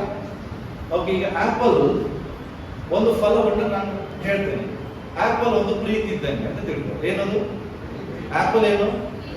ಪ್ರೀತಿ. ಅದೇ ಒಂದು ಫಲ. ಫಲ ಅಂದ್ರೆ ಫ್ರೂಟ್ಸ್. ಸೊ ಈಗ ಇಮ್ಯಾಜಿನ್ ಮಾಡ್ರೆ ಆಪಲ್ ಇಸ್ ಲವ್. ಆಪಲ್ ನಿಮ್ಗೆ ಕೇಳ್ಕೊಡ್ತೀನಿ ನಾನು. ಆಪಲ್ ಅನ್ನ ನೀವೇನ್ ಮಾಡ್ತೀರಿ? ತಿಂದ ತಕ್ಷಣ ಯಾವ ಟೇಸ್ಟ್ ಬರ್ತದೆ? ಸತ್ಯ ಹೇಳ್ರಿ. ಆಪಲ್ ಯಾವಾಗಲೂ ಕಹಿ ಆಗಿದೆಯಾ? ಆಪಲ್ ತನ್ನ ಟೇಸ್ಟ್ ಅನ್ನು ಯಾವಾಗ ತೋರಿಸ್ತದೆ?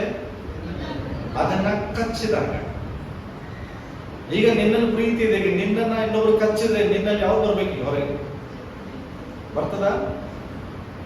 ಈಗ ನಿಮ್ಮನ್ನ ಯಾರಾದ್ರೂ ಜೋರಾಗಿ ಕಚ್ತಾರ ಕೈನ, ಏನ್ ಹೊರಡುತ್ತದೆ? ಒಳಗಿಂದ. ಅದರ ಒಳಗಡೆ ಏನಿದೆ? ಬಹಳ ಜನ ಹೇಳ್ತಾರೆ ಗೊತ್ತಾ, ಫಸ್ಟ್ ನಮ್ ಕೋಪನೇ ಇಲ್ಲಲ್ರಿ, ಯಾವಾಗ ಮದುವೆ ಆದ ನೋಡ್ರಿ ಅವಾಗ ಕೋಪ ಬಂದ. ಬಹಳ ಜನ ಹೇಳ್ತಾರೆ ನನಗೆ ಒಂದು ಸ್ವಲ್ಪ ಕೋಪ ಇರ್ಲಿಲ್ರಿ, ಇವಳೇ ಕಾರಣ ಕೋಪಕ್ಕೆ. ತಿಳ್ಕೊಳ್ರಿ, ಯಾರು ಕಾರಣ ಅಲ್ಲ, ಅದು ಒಳಗಡೆ ಇದ್ದು ಅವ್ರು ಹೊರಗೆ ತಗೊಂಡ್ಬಂದ್ರಷ್ಟೇ. ಅರ್ಥ ಆಯ್ತಾ? ಕೋಪ ಎಲ್ಲೇ ಇಲ್ಲ, ಒಳಗೆ ಇತ್ತು, ಅವರು ನಿಮ್ಮನ್ನು ಹೊರಗಡೆ ತಗೊಂಡ್ಬಂದ್ರು. ಅವ್ರು ಯಾರು ಕಾರಣ ಅಲ್ಲ, ಅದು ನಿಮ್ಮ ಒಳಗೆ. ಆಪಲ್ ಒಳಗಡೆ ರುಚಿಯಾದ ಟೇಸ್ಟ್ ಇದ್ದಕ್ಕೆ ಅದು ರುಚಿನೇ ಕೊಡ್ತದೆ. ಕಚ್ಚರಿ, ಒಗಿರಿ, ಸಾಯಿಸ್ರಿ, ಜಜ್ರಿ, ಮಿಕ್ಸಿಯಲ್ಲಿ ಹಾಕಿ ರುಬ್ರಿ, ಏನ್ ಮಾಡ್ತದ? ತನ್ನ ಟೇಸ್ಟ್ ಅನ್ನೇ ಕೊಡ್ತದೆ. ನಿನ್ನ ಹೋಲಿ ಸ್ಪಿರಿಟ್ ಇದ್ರೆ, ನಿನ್ನನ್ನು ಮಿಕ್ಸಿಯಲ್ಲಿ ಹಾಕಿ ರುಬ್ಬಿದ್ರು ನಿನ್ನ ಪ್ರೀತಿನೇ ಬರ್ತದೆ. That is the fruit of the Holi spirit. ಇದು ಈ ಹಂತಕ್ಕೆ ಬರೋದು ಬಹಳ ಕಷ್ಟ, ತುಂಬಾ ಕಷ್ಟ. ಓಕೆ, ಸೊ ಇಲ್ಲಿ ಏನ್ ಮಾಡ್ತೇವೆ? ಯಾಕೆ ನಮಗೆ 3 ಸೃಷ್ಟಿ ವಿಷಯಗಳಿದೆ. ನಾನು ನಿಮ್ಗೆ ಮತ್ತೆ ಫಾಸ್ಟ್ ಆಗಿ ಹೋಗ್ತೇನೆ, 15 ನಿಮಿಷ ಅಷ್ಟೇ ಇದೆ. ಓಕೆ,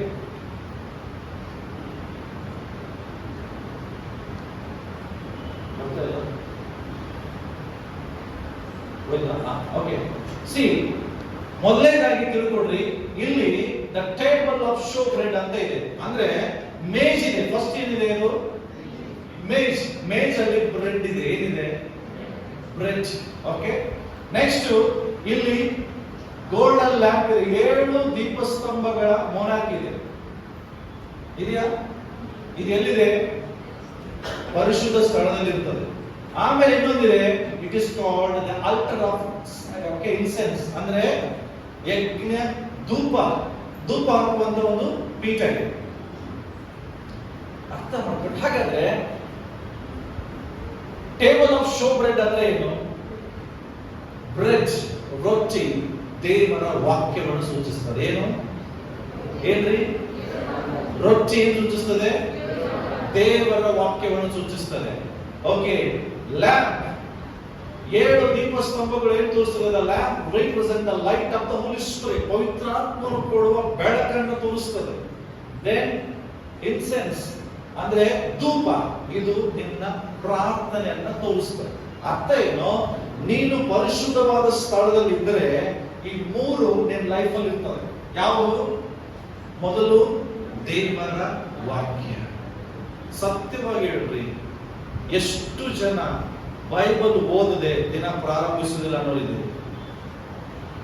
ಫಾಸ್ಟ್ ನಾನು ಬೈಬಲ್ ಓದಿ ನನ್ನ ಡೇ ನಾನು ಪ್ರಾರಂಭ ಮಾಡೋದಿಲ್ಲ. ಬೈಬಲ್ ಇಂದ ಪ್ರಾರಂಭ ಮಾಡ್ತೀರಾ, ಮೊಬೈಲ್ ಇಂದ ಪ್ರಾರಂಭ ಮಾಡ್ತೀರಾ? ಸತ್ಯವಾಗಿ ಹೇಳಿ, ಬೈಬಲ್ ಇಂದ ಪ್ರಾರಂಭ ಆಗ್ತದೆ, ಮೊಬೈಲ್ ಇಂದ ಪ್ರಾರಂಭ ಆಗ್ತದೆ. ಆ ಮೊಬೈಲ್ ಚಾರ್ಜ್ ಎಷ್ಟಿದೆ ಅಂತ ನೋಡ್ತೀರಿ. ಫಸ್ಟ್ ಮೆಸೇಜ್ ಯಾವಾಗ ಬಂದಿದಾವ, ಯಾವ ಮಿಸ್ ಕಾಲ್ ಬಂದಿದಾವ, ಫಸ್ಟ್ ಚೆಕ್ ಮಾಡ್ತೀರಿ. ಆಮೇಲೆ ಬೈಬಲ್ ಹಿಡಿತೀವಿ. ಹೌದಾ? ದೇವರ ವಾಕ್ಯ ಹೇಳ್ತದೆ, ಆದಿಯಲ್ಲಿ ಯಾರಿದ್ರು? ಆದಿಯಲ್ಲಿ ದೇವರು ಅಂತ ಏನ್ ಗೊತ್ತಾ? ಆದಿ ಅಂದ್ರೆ ಏನು? ಪ್ರಾರಂಭ. ಎಲ್ರು ಹೇಳಿ, ಆದಿ ಅಂದ್ರೆ ಏನು? ನಿನ್ನ